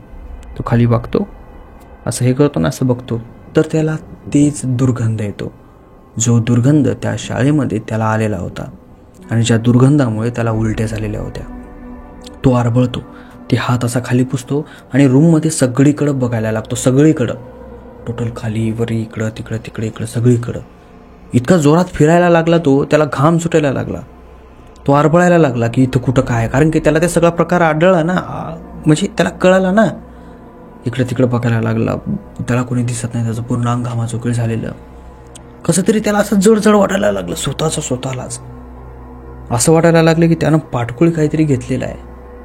तो अलमारीच्या आरशासमोर जातो आणि बघतो तर त्याच्या पाठकुळी एक स्त्री बसलेली होती, जी की पूर्णपणे म्हातारी झालेली होती.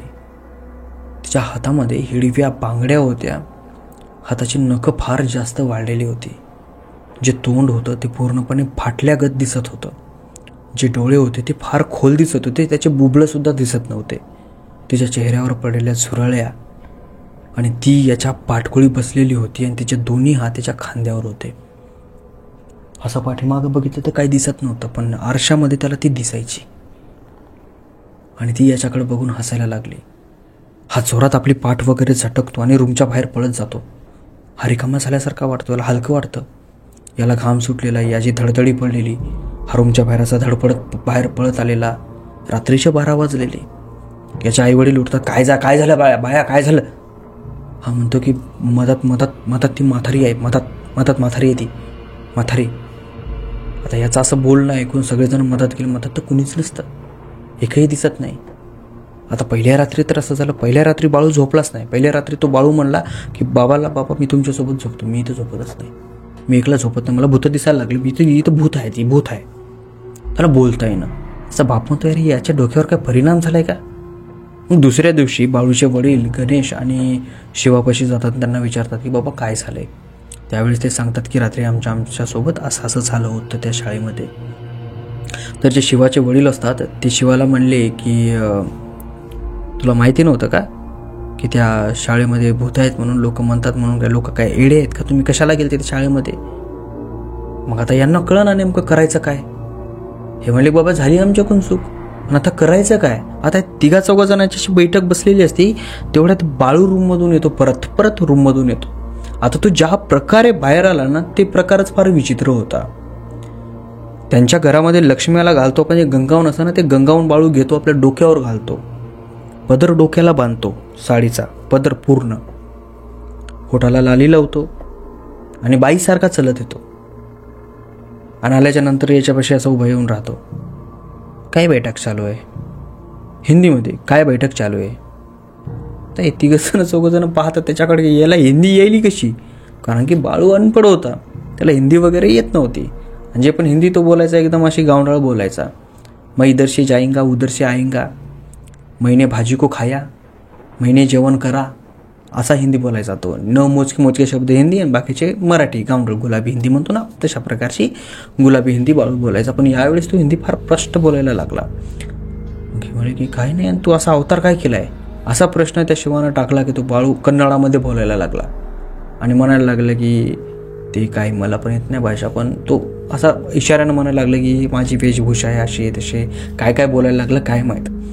आणि एकदम तो अशा भाषा विचित्र बोलायला लागला. आणि बोलता तो असं ॲक्शन करायला लागला की तो डायरेक्ट चौकटीपाशी गेला आणि चौकटीवर आपलं मुंड कापटायला लागला. थड. त्याच्या डोक्यामधून रक्त बाहेर येईपर्यंत त्याने ते मुंडकं आपटलं. हे इथला ग्रुप उठून त्याला धरेपर्यंत त्यानं मुंडकं आपलं चौकटीवर आपटलं आणि डोकं फोडून घेतलं. त्याला धरलं, रूममध्ये नेलं. आता यांना माहीत झालं की याला भूताना झपाटलंय म्हणून. आता हे उतरवायचं कुठं? वैदापाशी. मग हे सगळेजण वैदाला बोलवतात. वैदाला बोलवल्याच्या नंतर वैद सुरुवातीला म्हणते बाबा आपण याचं उतरवू न भूत, हे फार पॉवरफुल आहे. मी एक ओळखीचा माणूस आहे, वैद आहे मोठा, त्याला तुम्हाला कॉन्टॅक्ट देतो, तुम्ही त्याला बोलवा आणि याच्या अंगातलं भूत काढा. याच्या घरचे म्हणले बाबा द्या. मग हे त्या वैदाला कॉन्टॅक्ट करतात. तो येतो. तो आल्याच्या नंतर याला बांधलेलं असतं. तो याच्यापाशी जातो, वैद या वाळूच्या पाशी. याला म्हणतो की कोण आहे तू, याच्या शरीरामध्ये का आलायस? तर म्हणतो की ह्याच्या शरीरामध्ये, म्हणजे तो हिंदीमध्ये बोलतो, मी मराठीत सांगतोय. ह्याच्या शरीरामध्ये? अरे माझं शरीर आहे, मी घेतलं हे. हा माझ्या जाग्यावर येऊन मटण खातो, दारू पितो आणि माझ्याच कानफडीत मारतो. मग हा माझा शरीर आहे ना, मी याला सोडू तरी कसं? म्हणतो की तू हाय कोण? तो म्हणतो की मैं हूँ शबाना. आता शबाना म्हणल्याच्या नंतर तिथे एक म्हातारा माणूस होता. तो म्हातारा माणूस म्हणतो की शबाना. त्याचं डोकं थोडंसं चलतं. आणि तेवढ्यामध्ये ते जे वैद आहे तो त्याला म्हणतो बाबा सोड याला, सोडायचं काय घेतो? तर तो म्हणतो की मला याला काय घ्यायचं द्यायचं काही नाही आहे, माझ्यासोबत याला एक रात्र घालवावी लागेल. या रूममध्ये मी याच्यासोबत एक रात्र, मला मोकळं सोडा, मला जे काय करायचं मी ते सगळं करेल आणि निघून जाईल. 1-2 किलो मटण, 2-3 दारूच्या बॉटला, बिड्याचे बंडला 2-3 माझ्या रूममध्ये टाकून द्या. माझं पोट भरलं की मी निघून जाईल आपोआप. आता तो जो वैद येतात तो म्हणला की ठीक आहे तुला देतं टाकून, पण तुला एक रात्र नाही भेटणार, तुला फक्त 1 घंटा भेटेल. हा ठीक आहे चालते, काय प्रॉब्लेम नाही. मग दरवाजा लावतात, घरात ते जे काय मागते ते टाकतात आणि 1 घंट्याच्या नंतर दरवाजा उघडतात. तर जो बाळू आहे तो पूर्णपणे निर्वस्त्र पडलेला असतो. त्याचा जो प्रायव्हेट पार्ट असतो तो पूर्ण लालबून झालेला असतो. त्याचं शरीराचे पूर्ण कातडं लालबून झालेलं असतं आणि तो पडलेला असतो. त्याला 1.5 तास शुद्धीवर येत नाही. जेव्हा तो शुद्धीवर येतो त्यावेळेस त्याच्या पूर्ण शरीराची आग होत असते. आणि त्यावेळेस तो जो वैद्य आहे तो म्हणतो की बाबा ती एक आत्मा अशी होती की त्या आत्माला एक शरीर भूक होती आणि त्या भुकेमुळे या बाळूच्या शरीरावर तो हावी झाला होता. आणि तसं तर या बाळूचा जो गण आहे तो राक्षस गण आहे. आणि राक्षस गण असल्यामुळं याच्या राशीमध्ये कालच्या रात्रीला याचे जे ग्रह आहेत हे विचित्र प्रकारे विचित्र दिशामध्ये निघले होते. आणि त्याच कारणामुळे याच्यावर त्या आत्माने प्रहार केला आणि या आत्माने ज्या शरीरावर कब्जा केला. आता हे सगळं झाल्याच्या नंतर जो म्हातारा होता तिथं बसलेला त्याने सांगितलं की आमच्या काळामध्ये एक शबाना नावाची नाचीन होती. ती आमच्या गावामध्ये आली होती आणि ती तमाशा करायची. आणि ती तमाशा करून झाल्याच्या नंतर ती व्यवसायसुद्धा करायची शरीर विकण्याचा. तर आमच्या गावामधले काही लोक असे होते की ते निव्वळ तिच्याकडं लखलेले होते. आणि गावामधले चांगलेही लोक असे होते की त्यांना हे खपत नव्हतं. मग त्या लोकांनी ज्या शाळेच्या पाठीमागं वडाचे झाडं आहेत तिथं त्या शबानाला नेऊन पहिले तर तिच्यासोबत त्यांनी जबरदस्ती केली. जबरदस्ती केल्याच्या नंतर तिला कुऱ्हाडीने तोडलं आणि तिचे जे तुकडे आहेत ते एका पोत्यामध्ये भरले आणि तिला तिथंच जाळून टाकलं. अशी ही शबाना होती सुरुवातीला. आणि त्याच्यानंतर तिचा जो तमाशाचा ग्रुप होता तो तिथून पळून गेला होता. आता त्या काळामध्ये कोणी जास्त पोलीस बिलीस कोणी पडताळणी जास्त होत नव्हती. आणि मला असं वाटतं की तीच शबाना ही आहे. तर हे सगळा प्रकार झाल्याच्या नंतर रात्रीला त्या वडाच्या झाडाकडं कुणीच जात नाही. सगळं काय क्लोज. आणि आपली स्टोरी ही इथंच क्लोज. बाळू असला, बाळूला जो अनुभव आला आहे त्याला तर खात्री पडली की या जगामध्ये भूत असतात. चांगली गोष्ट आहे तर वाईट गोष्ट आहे. देव आहे तर भूत आहेत. माणूस आहे तर स्त्री आहे. वारा आहे तर बिनवारा आहे. गरम आहे तर पाणी आहे, थंड आहे ना. एक गोष्ट आहे तर दुसरी त्याला लागून गोष्ट असणारच. अंधार आहे तर दिवस आहे. चंद्र आहे तर सूर्य आहे. असंच असतं ना. तर इथं पण असंच असतं. नकारात्मक शक्ती आहे तर सकारात्मक शक्ती आहे तर नकारात्मक शक्तीसुद्धा आहे. तर आपली स्टोरी इथं संपवूयात. आणि नमस्कार, रामराम. स्टोरी जर आवडली तर स्टोरीला लाईक करा, चॅनलला सबस्क्राईब करा. आणि तुम्हाला अजून एक सांगू इच्छितो की आपलं एक दुसरं चॅनल आहे. त्या चॅनल मी नुकतंच ओपन केलं आहे. आणि त्या चॅनलवर मी असं काहीतरी टाकणार आहे जेणेकरून आपल्याला शिकायला भेटलं पाहिजे. म्हणजे असे व्हिडिओ की थोडेफार नॉलेजेबल असले पाहिजे. आपल्या या पृथ्वीवर ज्या काही गोष्टी घडलेल्या आहेत, जे काही तथ्य आहेत, जे काही फॅक्ट आहेत, म्हणजे असं की बाबा काही गोष्टी ज्या आपल्याला माहिती नाही आहेत त्या गोष्टी मी त्या चॅनलवर सुरू करणार आहे. तर तुम्ही प्लीज मला त्या चॅनलला सपोर्ट करा. त्या चॅनलची लिंक मी खाली डिस्क्रिप्शनमध्ये सुद्धा देतो. माझ्या टायटलमध्ये सुद्धा त्या चॅनलला मेन्शन करतो आणि कम्युनिटी बॉक्समध्ये सुद्धा त्याची पोस्ट टाकतो. तर प्लीज तुम्ही त्याला एकदा सबस्क्राईब करा आणि थोडं सपोर्ट दाखवण्याचा प्रयत्न करा. तुमचं प्रेम जे माझ्यावर आहे ना, मी त्याचा ऋणी आहे. तुम्हाला असंच मनोरंजन देण्यासाठी, आता मनोरंजन तर मी तुम्हाला या चॅनलवर देतोच, पण काही नॉलेज माझ्या थ्रूसुद्धा तुम्हाला भेटलं पाहिजे याचासुद्धा मी प्रयत्न करेन. तर मला प्लीज त्या चॅनलला थोडा सपोर्ट करा. 2024मध्ये कमबॅक झाला नाही ना, आता 2025 लागले. 2025 मधले सुद्धा 7 महिने उडत गेलेत आणि आता 8वा महिना लागलाय तरी सुद्धा कमबॅक होत नाही. बघा, काही मुलं, काही माणसं अशा आहेत की कमबॅक करण्याचा विचार तर त्यांच्या डोक्यामध्ये भरभरून पडलेला असतो, पण कमबॅक करायची जी हिंमत असते ना, ती हिंमत त्यांना लागत नाही. किंवा काही लोक असे असतात की त्यांच्या डोक्यामध्ये व्यवसाय करण्याचा फुल प्लॅन असतो. त्यांना माहिती असतं की मी जर हा व्यवसाय टाकला तर माझा व्यवसाय चालेल, पण तो व्यवसाय टाकणं इतकी याला हिंमतच येत नाही. तर काही लोकांचं असं झालेलं आहे की व्यवसाय तर होता पण तो ठप्प झाला. आता पुन्हा उभा करण्यासाठी हिंमत लागत नाही, तरीही त्यांना माहिती आहे की मी जर हा व्यवसाय पुन्हा उभा केला तर हा व्यवसाय चालू शकतो, तरीही त्यांची हिंमत लागत नाही. तर हा व्हिडिओ ना खास तुमच्यासाठी आहे. या व्हिडिओमध्ये कमबॅक, ठप झालेला व्यवसाय आणि परत मार्केटमध्ये पाय कसा गाजवायचा हेच मी तुम्हाला सांगणार आहे. ही गोष्ट आहे 1865 पासून या गोष्टीचा उगम झालेला आहे. 1865 मध्ये सैन्यामध्ये एक माणूस होता जो सैनिक म्हणून काम करायचा आणि त्यावेळेस तिथे एक युद्ध झालं. त्या युद्धामध्ये हा माणूस फार जखमी झाला. याला 1-2 गोळ्या लागल्या. गोळ्या लागल्याच्या नंतर हातपाय कापल्या गेले, थोडंफार मारहाण झाली आणि त्या मारहाणीनंतर जेव्हा युद्ध थांबलं त्यावेळेस या माणसाचं रिटायरमेंट आलं. आणि हा ज्या वेळेस आपल्या घरी गेला त्यावेळेस रिलॅक्स राहू लागला. पण याला ज्या जखमा झाल्या होत्या, जो त्रास झाला होता, तो याला इतका भोवू लागला की याला सुखानं झोप लागत नव्हती, सुखानं जगू देत नव्हतं किंवा सुखानं राहू देत नव्हतं. याच्या शरीराला ज्या पण इजा झालेल्या होत्या त्याचा त्रास एवढा जास्त होता की हा सुखानं भाकरसुद्धा खाऊ शकत नव्हता. याने विचार केला की यार माझ्यासोबत असं का होत आहे. आणि तो माणूस सैन्यामध्ये जाण्याच्या अगोदर जे ड्रगीस असतात ना, म्हणजे कंपन्या गोळ्या वगैरे टॅबलेट वगैरे बनवतात त्या कंपन्यांमध्ये हा माणूस काम करायचा. तिथं काम करत असल्याने याला सगळी अक्कल होती की कोणती पेन किलर खाल्ल्याने आपला त्रास कमी होईल. आणि जेवढ्या पण हाय लेवलच्या पेन किलर होत्या, हाय लेवलच्या गोळ्या होत्या, यानं त्या सगळ्या गोळ्या खाऊन बघितल्या पण याचा त्रास अजिबात थांबत नव्हता. गोळी घेतली 15 मिनिटासाठी त्रास थांबायचा आणि नंतर परत याचा त्रास चालू व्हायचा आणि याला इतका जास्त त्रास व्हायचा की हा सहन नाही करू शकायचा. मग नंतर याने एक विचार केला की आपण ड्रग्स घेऊन बघूयात. आणि त्या काळामध्ये ड्रग्स लिगल होता, इलिगल नव्हता. इलिगल तर नंतर झाला. याने तो ड्रग्स घेतला, पाहिला आणि त्याच्यानंतर याला थोडंसं सुख भेटलं. याला वाटलं की हां यार, ड्रग्स घेतल्यानं मला थोडासा आराम भेटतो. आता याला हे माहिती होतं की ड्रग्स घेतल्यानं याला आराम भेटत नाही आहे, पण जे दुखतंय ना त्याच्याकडे लक्ष जात नाही, याला कळत नाही. याला हे माहिती होतं तरीसुद्धा याने तो ड्रग्स घेतला कारण की सुखाची झोप लागत होती, भूक लागत होती आणि निवांत तो राहू शकत होता. पण याला हेही माहीत होतं जर मी ड्रग्स जास्त घेतला तर माझं आयुष्य हे अर्ध्या मधातच संपणार आहे. कारण की ड्रग्स ही एक अशी वस्तू आहे जी माणसाचं आयुष्य माणसाला आतून खातं.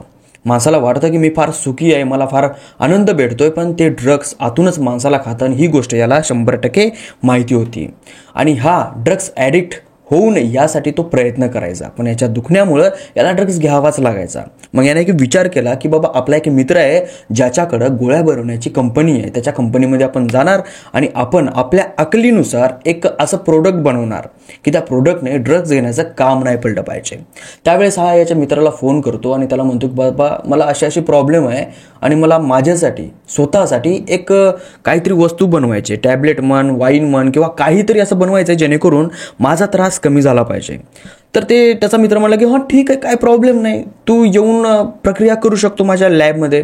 तर हा त्याच्या लॅबमध्ये गेला, प्रक्रिया करू लागला. काही दिवस गेले, काही महिने गेले आणि काही महिन्याच्या नंतर यानं एक ड्रिंक बनवली आणि त्या ड्रिंकचं नाव होतं French wine of Coca. He drink त्यानं बनवली. ही ड्रिंक पिल्याच्या नंतर याला जो कोका म्हणजे याला जो ते ड्रग्स घ्यायचं होतं ते थांबण्यात आलं. आणि या ड्रिंकमध्ये ड्रग्स वगैरे जास्त काही मिळवलेला नव्हता. याला आराम भेटला. याला आता कन्फर्म झालं की ही ड्रिंक घेतल्याच्या नंतर मला काहीही त्रास होणार नाही. मग याने ही ड्रिंक घ्यायला चालू केली. याचा जो मित्र आहे तो म्हणला की यार ही ड्रिंक तू घेतोयस, थोडीफार मी पण बघतो. मग त्याच्या मित्रानेही ती ड्रिंक घेऊन बघितली. तर ती ड्रिंक एवढी यांना चांगली वाटली की त्याच्या मित्राने ठरवलं की आपण ही ड्रिंक ना थोडी मार्केटमध्ये उतरवूयात. मार्केटमध्ये जर ही ड्रिंक विकली तर आपला फायदा होईल, आपला मुनाफा होईल. मग यांनी ही drink French wine of coca या नावाने मार्केटमध्ये उतरवली. उतरवल्याच्या नंतर ही ड्रिंक तिथल्या लोकांना एवढी जास्त पसंत आली की खूपच. असं की ही ड्रिंक एक औषधासारखे लोक यूज करू लागले. ज्याचं काही दुखायले की गेला ड्रिंक घेतला आणि प्याला, गेला ड्रिंक घेतला आणि प्याला. पण याच्यामध्ये ही ड्रिंक एवढी महागडी होती की काही लोक या ड्रिंकला अफोर्ड करू शकत नव्हते. मग हीच गोष्ट यांच्या लक्षामध्ये आली. आता मुनाफा आला, पैसा आल्याच्यानंतर कोणाला नको आहे, तर ही ड्रिंकचा जेवढा सेल व्हायचा ना तेवढा सेल होत नव्हता. मग याच्यानंतर परत यांनी 1886 एक ड्रिंक बनवण्याचा निर्णय केला जेणेकरून आपली कॉस्ट कमी होईल आणि ही ड्रिंक मार्केटमध्ये चांगल्या पद्धतीने विकल्या जाईल. आणि ती ड्रिंक बनवल्याच्या नंतर त्या ड्रिंकचं जे नाव वगैरे आहे ते नाव वगैरे काही ठेवलेलं नव्हतं. फक्त एका ग्लास बनवले, त्या ग्लासमध्ये ती ड्रिंक द्यायची आणि ती ड्रिंक माणसांना प्यायला द्यायची. सुरुवातीच्या वेळेस यांनी ती ड्रिंक बनवली 1886. त्यावेळेस ही ड्रिंक बनवायला यांना $70 लागले आणि 1886 एका वर्षामध्ये फक्त रोज 9 ग्लास विकल्या जायचे. $70 यांची इन्व्हेस्ट होती आणि इन्कम झाली फक्त $50. म्हणजे नुकसानच झालं.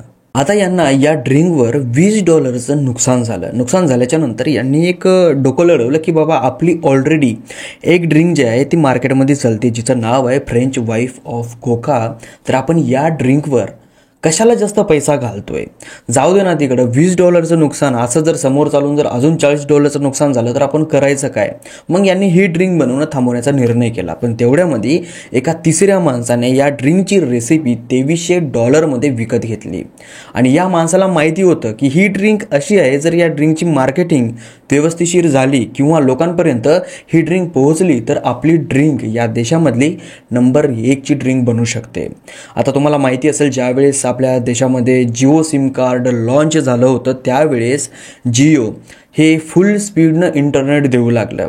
आणि सुरुवातीला जिओने फुकट सिम कार्ड वाढले, सिम कार्डसोबत फुकट डेटा दिला, फुकट अनलिमिटेड व्हॉइस कॉल दिले. आणि त्याच्यानंतर हळूहळू याने प्लॅन बनवायला सुरुवात केली. याने आपल्याकडून पैसे घ्यायला सुरुवात केली. आता प्रत्येक महिन्याचे $350 घेत आहे. आणि हर एक माणूस $350 द्यायला तयार सुद्धा झाला आहे. कारण की या सिम कार्डचं नेटवर्क, या जिओचं नेटवर्क एवढं स्ट्रॉंग आहे की याच्याशिवाय दुसरा कोणता विलाजच राहिला नाही. तसंच याही माणसाला होतं, जर एकदा का आपण सवय पाळली लोकांना या ड्रिंकची, तर हे लोक आपली ड्रिंक घेतल्याशिवाय राहणार नाहीत. पण त्यासाठी एक मार्केटिंग लागेल आणि ती मार्केटिंग एवढी स्ट्रॉंग लागेल की प्रत्येक माणसापाशी ती जायला पाहिजे. आणि त्याच्यामध्ये आपल्याला इन्व्हेस्ट पैसा करावा लागेल. आता या माणसाने ज्यावेळेस ही रेसिपी घेतली त्यावेळेस या माणसाने एक बॉटल तयार केली जिच्यावर कोकाकोला असं लेबल लावलं आणि त्याच्यामध्ये ही ड्रिंक टाकली. आणि सुरुवातीला ही ड्रिंक लोकांना फुकट वाटली. अलग अलग स्टोअरवर फुकट नेऊन ठेवली आणि लोकांना फुकट प्यायला लावली. ज्या वेळेस लोकांना असं वाटलं की नाही ही ड्रिंक खूप चांगली आहे आणि लोकांना त्याची चव लागली, त्यावेळेस या ड्रिंकची थोडी थोडी किंमत ठेवायला सुरुवात केली. आणि काही वर्षातच 2 ते 3 वर्षामध्ये ही ड्रिंक अमेरिकेमधली नंबर 1ची ड्रिंक ठरल्या गेली. पण त्याच काळामध्ये दुसरं महायुद्ध सुरू झालं आणि त्या युद्धामध्ये सगळं काही विस्कटलं. पण त्याच्यामध्ये या ड्रिंकला सर्व्हाइव्ह करायचं होतं.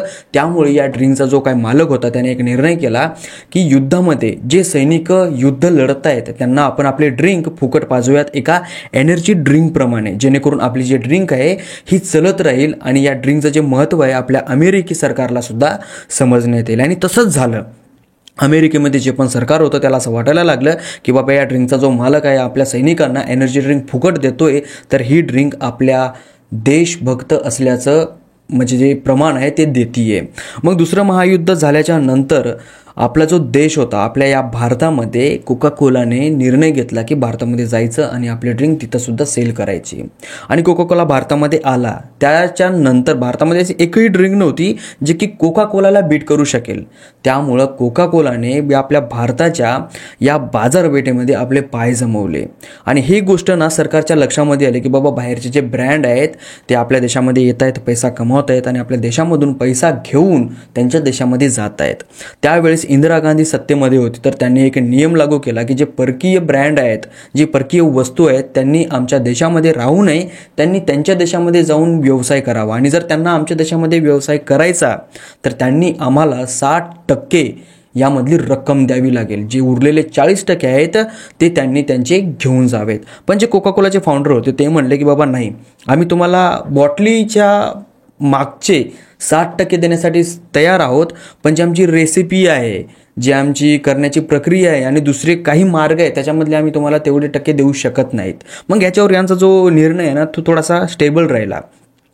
मग काही वर्षानंतर जे इंदिरा गांधीचं सरकार होतं ते पडलं आणि जनता पार्टीचं सरकार उभारलं गेलं. आणि ज्यावेळी जनता पार्टीचं सरकार उभारल्या गेलं त्यावेळेस हा जो नियम आहे त्यांनी असा ठरवला की तुमच्या सगळ्या प्रोडक्टमध्ये आम्हाला 60% पाहिजे.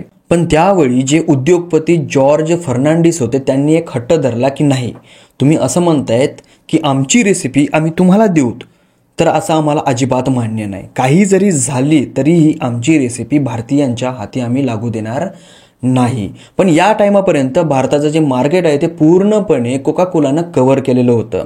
आणि हेच मार्केट तोडण्यासाठी भारताने लॉन्च केली पेप्सी.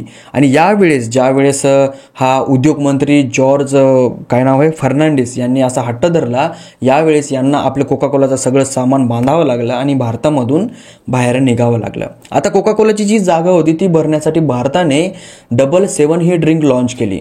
पण जशी चलाव तसा रिस्पॉन्स भेटाव भेटलाच नाही आणि त्याच काळामध्ये जे पार्लेची कंपनी आहे त्या कंपनीनं थम्सअप लॉन्च केलं.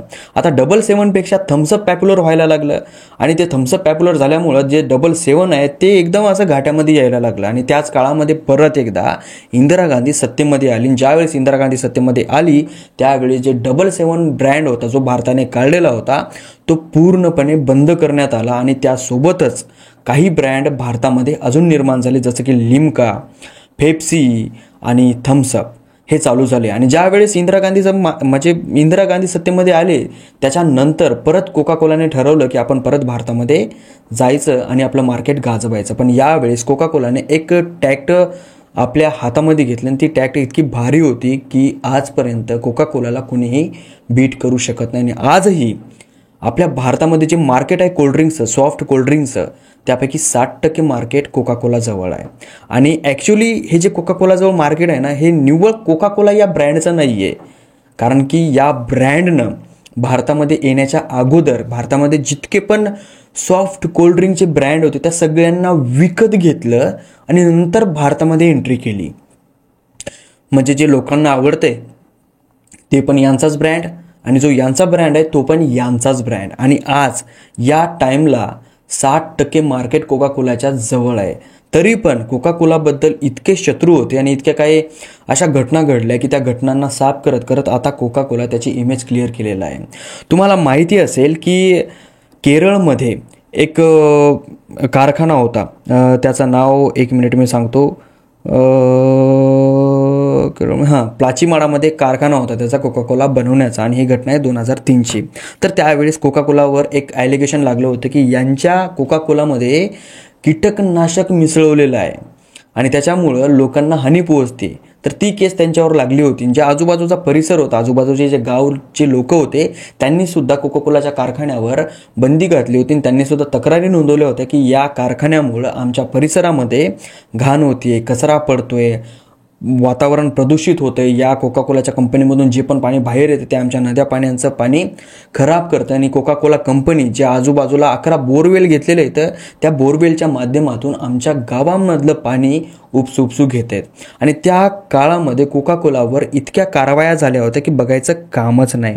आणि त्यातल्या त्यात त्यांच्या 12 ड्रिंक्समध्ये असे लोक म्हणत होते की कीटकनाशक टाकलेली आहे. ते 12 ड्रिंक्स बंद करायला लावल्या होत्या आणि त्या सगळ्यांना रिकवर करत करत करत करत सगळ्या प्रॉब्लेमला फेस देत देत आज कोका कोला बेस्ट आहे. आज त्याची मार्केट एवढी जास्त आहे की त्याच्या समोर कोणतीही सॉफ्ट ड्रिंक टिकत नाही. कारण की मार्केटमधलं 60% कोका कोलाकडे आहे. आणि हीच आजची कहाणी होती. तुमच्या आयुष्यामध्ये साला कितीही प्रॉब्लेम येऊ द्या पण तुम्ही प्रयत्न करणं सोडू नका.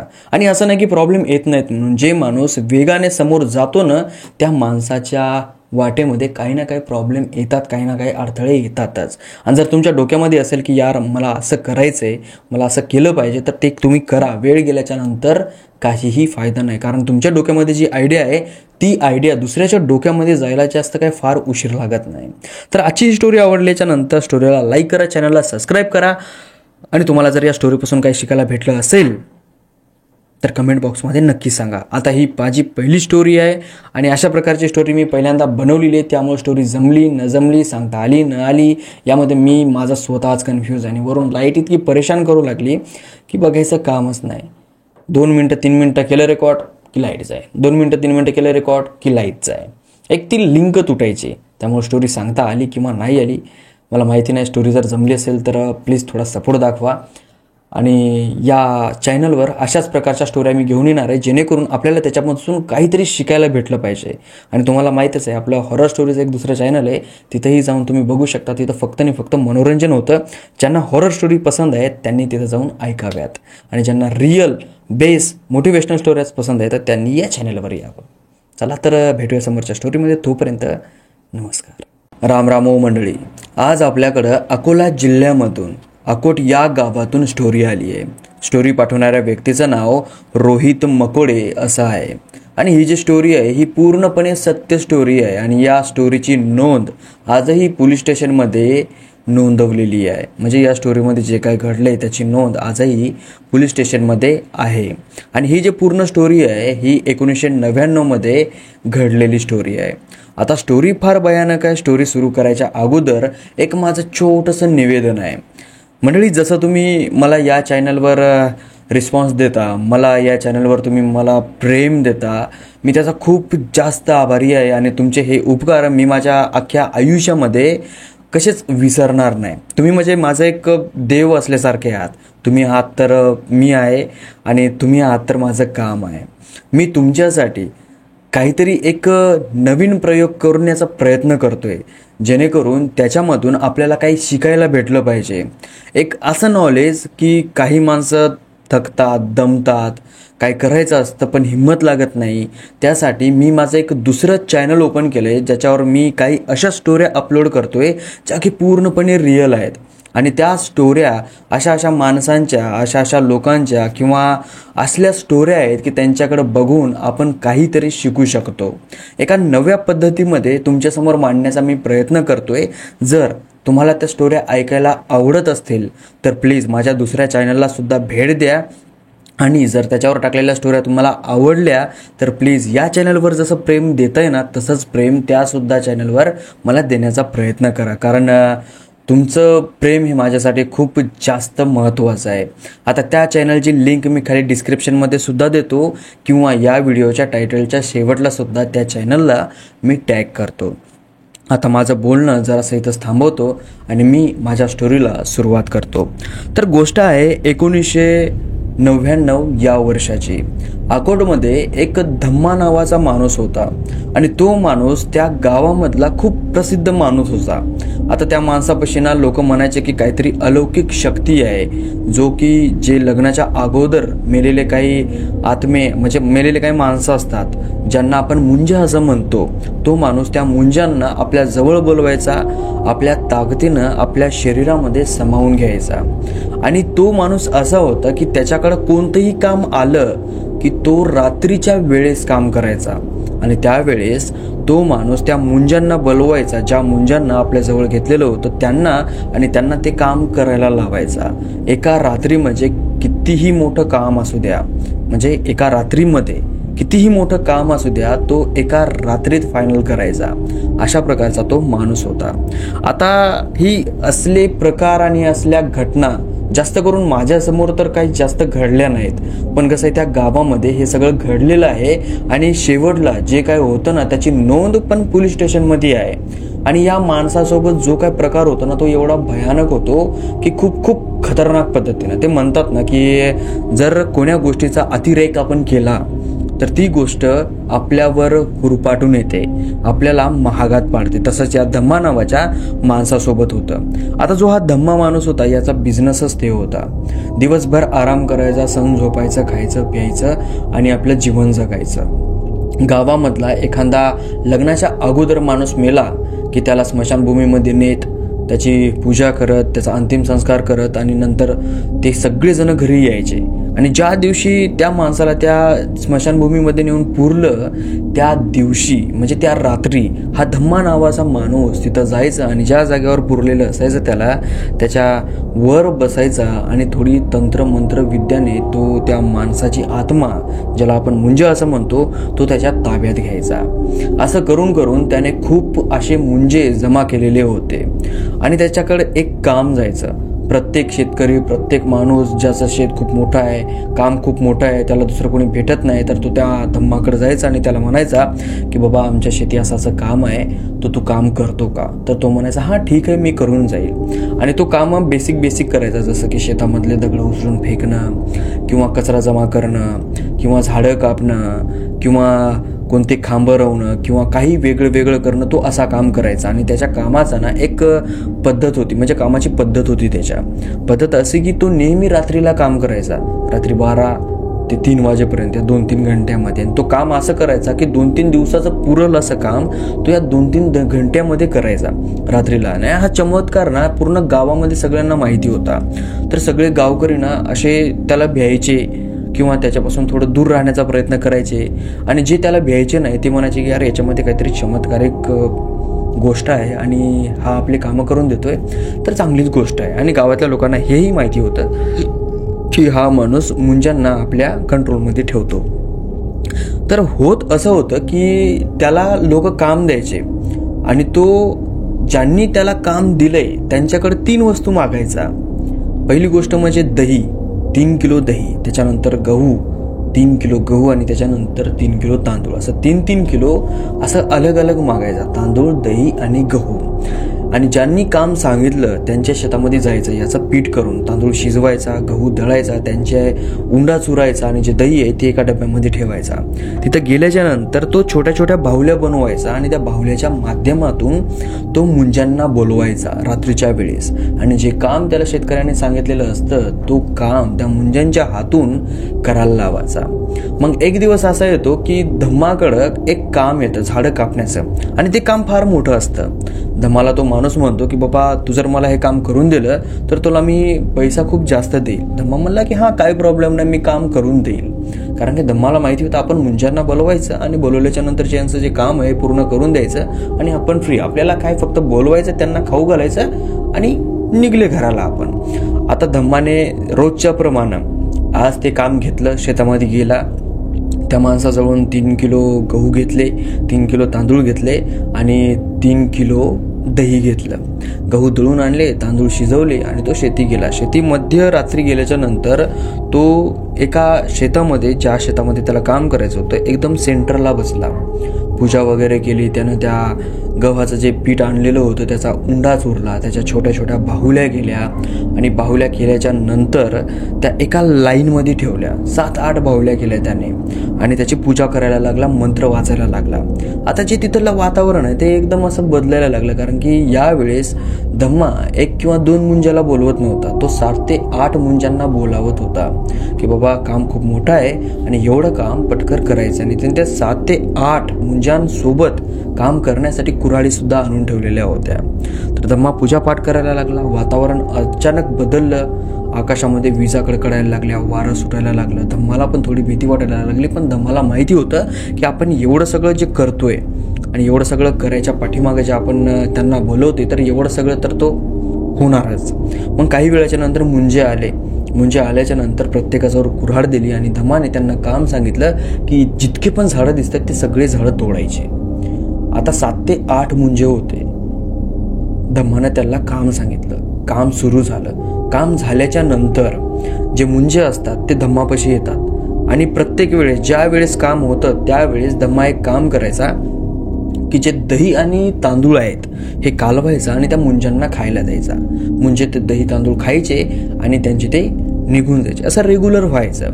मग त्यावेळेस 7 ते 8 मुंजे होते आणि त्या 8 मुंज्यांनी जेव्हा ते काम केलं, पूर्ण झाडं कापले, त्यावेळेस ते धम्मापाशी आले आणि म्हणले की बाबा पूर्ण काम झाले, आता आम्हाला खायला दे. धम्माने सगळ्यांना खायला दिलं, पण ते जेवण पुरलं नाही. एक मुंजा राहिला ज्याला खायला भेटलं नाही. सगळे मुंजे वापस गेले, पण तो एक मुंजा तिथंच होता. आणि ज्या वेळेस एक मुंजा जेवण करून वापस जायचा त्यावेळेस धम्माची जी ती बाहुली होती आपली पिठाची बनवलेली उंड्याची, ती बाहुली तो पाण्यामध्ये विरघळून टाकायचा, म्हणजे मोडून टाकायचा. पण एक बाहुली राहिली जिला खायला भेटलं नाही, म्हणजे एक मुंजा राहिला ज्याला खायला भेटलं नाही, ती बाहुली तिथंच होती. आता तो मुंजा धम्माला म्हणायला लागला की मला खायला दे, मला खायला दे, मला खायला दे. आता धम्माजवळ काहीच नव्हतं खायला त्याला देण्यासाठी. धम्मा त्याला म्हणला की माझ्याजवळचं सगळं संपलंय, मी तुला उद्या देईन, तू आज जा. तो म्हणला की नाही, मला खायला दे. मुंजा असा म्हणत होता की नाही, मला खायला दे. धम्मा म्हणत होता की अरे बाबा माझ्यापाशी नाहीये, बघ माझ्यापाशी सगळं संपलंय, तू जा. तो मुंजा म्हणत होता मला काय करायचंय, मला खायला दे, नाही त्याचे परिणाम फार वाईट होतील. मग धम्माला घाम सुटायला लागला, कारण की ही शक्ती फार मोठी होती आणि या शक्तीसोबत खेळणं फार महागात पडायचं. तर धम्मा जो आहे तो भिला आणि पळून जाण्याचा प्रयत्न करत होता. तर तो जो मुंजा आहे त्याच्याजवळ जी कुऱ्हाड होती ती कुऱ्हाड त्या मुंजाने धम्माच्या छातीत जोरात फेकून मारली आणि धम्मा तिथंच कोसळून त्या जमिनीवर पडला. आता ही स्टोरी त्या पूर्ण गावामध्ये प्रचलित आहे, पण या स्टोरीमध्ये नेमकं मुंजानेच त्याला का मारलं आणि नेमकं मुंजानेच मारलं का हे सिद्ध त्या गावकऱ्यांना कसं वाटलं आणि कसं केलं त्यांनी, हे आता मी तुम्हाला सांगतो. ज्यावेळेस धम्माला मारलं आणि धम्मा त्या जमिनीवर पडला तर धम्मा घरी आला नव्हता. दुसऱ्या दिवशी गावकऱ्यांना समजलं की धम्मा त्या शेतामध्ये मरून पडलेला आहे आणि त्याच्या छाताडामध्ये कुऱ्हाड खूप असलेली आहे. त्यावेळेस पूर्ण गावकरी त्या मृतदेहापाशी गेले. तिथं गेल्याच्या नंतर बघितलं तर छातीमध्ये खरंच एक कुऱ्हाड खुपसलेली होती आणि सगळ्यात आश्चर्यजनक गोष्ट अशी की त्या कुऱ्हाडीच्या साईडला धम्माच्या पोटावर एक उंड्यानं बनवलेली बाहुली होती जी कुऱ्हाडीला लागूनच होती. पोलीस आले, पोलिसांनी पोस्टमॉर्टम केलं आणि पोलिसांनी असं सांगितलं की धम्माने स्वतः आत्महत्या केली आणि त्यांनी ती केस बंद केली आणि ती केस आजही पोलीस स्टेशनमध्ये नोंदवल्या गेलेली आहे. तर ह्या गोष्टी किती पट खऱ्या आहेत आणि किती पट खोट्या आहेत हे तर मला माहिती नाही. जर असं खरंच झालं असेल तर किती भयानक प्रकार आहे. आणि अशा गोष्टी जर खरंच होत असतील तर आपण ज्या गोष्टींना नाही नाही म्हणतो त्या गोष्टी ॲक्च्युली असतात. म्हणजे किती किती किती पट भयानक कारभार आहे हा. आणि इतकं सगळं करण्यासाठी माणसामध्ये हिंमत सुद्धा पाहिजे. तर ही गोष्ट खरी आहे की खोटी आहे हे मला माहिती नाही, पण जर तुम्हाला ही स्टोरी आवडली असेल स्टोरीला लाईक करा, चॅनलला सबस्क्राईब करा. माझं म्हणणं तर असं आहे की बाबा स्टोरी खरी असो किंवा खोटी असो आपण त्याला जास्त प्रोत्साहन देत नाही, पण एक मनोरंजनमधून आपण ऐकलं पाहिजे. आता बघा मला ना फारसा काही या गोष्टींवर इतका भयानक पद्धतीचा विश्वास नाही आहे की हां कन्फर्म ह्या गोष्टी आहेतच. पण काही दिवसाच्या अगोदरची गोष्ट आहे. माझा एक मावस भाऊ आहे ज्याचा ॲक्सिडेंट झाला. त्याला भेटायला जायच्या अगोदर मला असं वाटायचं की बाबा समोरच्या माणसाची काहीतरी चुकी आहे. आणि समोरच्या माणसाने जेव्हा माझ्या भावाला ॲक्सिडेंट म्हणजे टक्कर मारली त्यावेळेस त्याच्यासोबत ह्या सगळ्या प्रॉब्लेम्स झाल्या. पण जेव्हा मी त्याला बोलल्याच्या नंतर असंच बोलता त्यानं एक गोष्ट मला सांगितली की हे जे ॲक्सिडेंट झाला आहे याच्यामध्ये थोडासा एक विचित्र प्रकारसुद्धा होता जो की मला माहिती नव्हता. आणि जेव्हा तो मला सांगत होता त्यावेळेस मला थोडंसं असं वाटलं की यार कदाचित ह्या गोष्टी असू शकतात. आणि त्यावेळेस मला खरं सांगतो मी त्यावेळेस मला 40% भरोसा आला की हां अशा गोष्टी असू शकतात. कसं स्टोऱ्या येतात, मी स्टोऱ्या सांगतो बरोबर आहे. आणि मी तुम्हाला प्रत्येक स्टोरी सांगता वेळेस असं म्हणतो की मनोरंजन म्हणून ऐका. एक आपण मूव्हीज बघतो किंवा एखादी काल्पनिक स्टोरी ऐकतो तसं आपण मनोरंजन म्हणून तुम्ही या स्टोऱ्यांकडे फक्त बघा.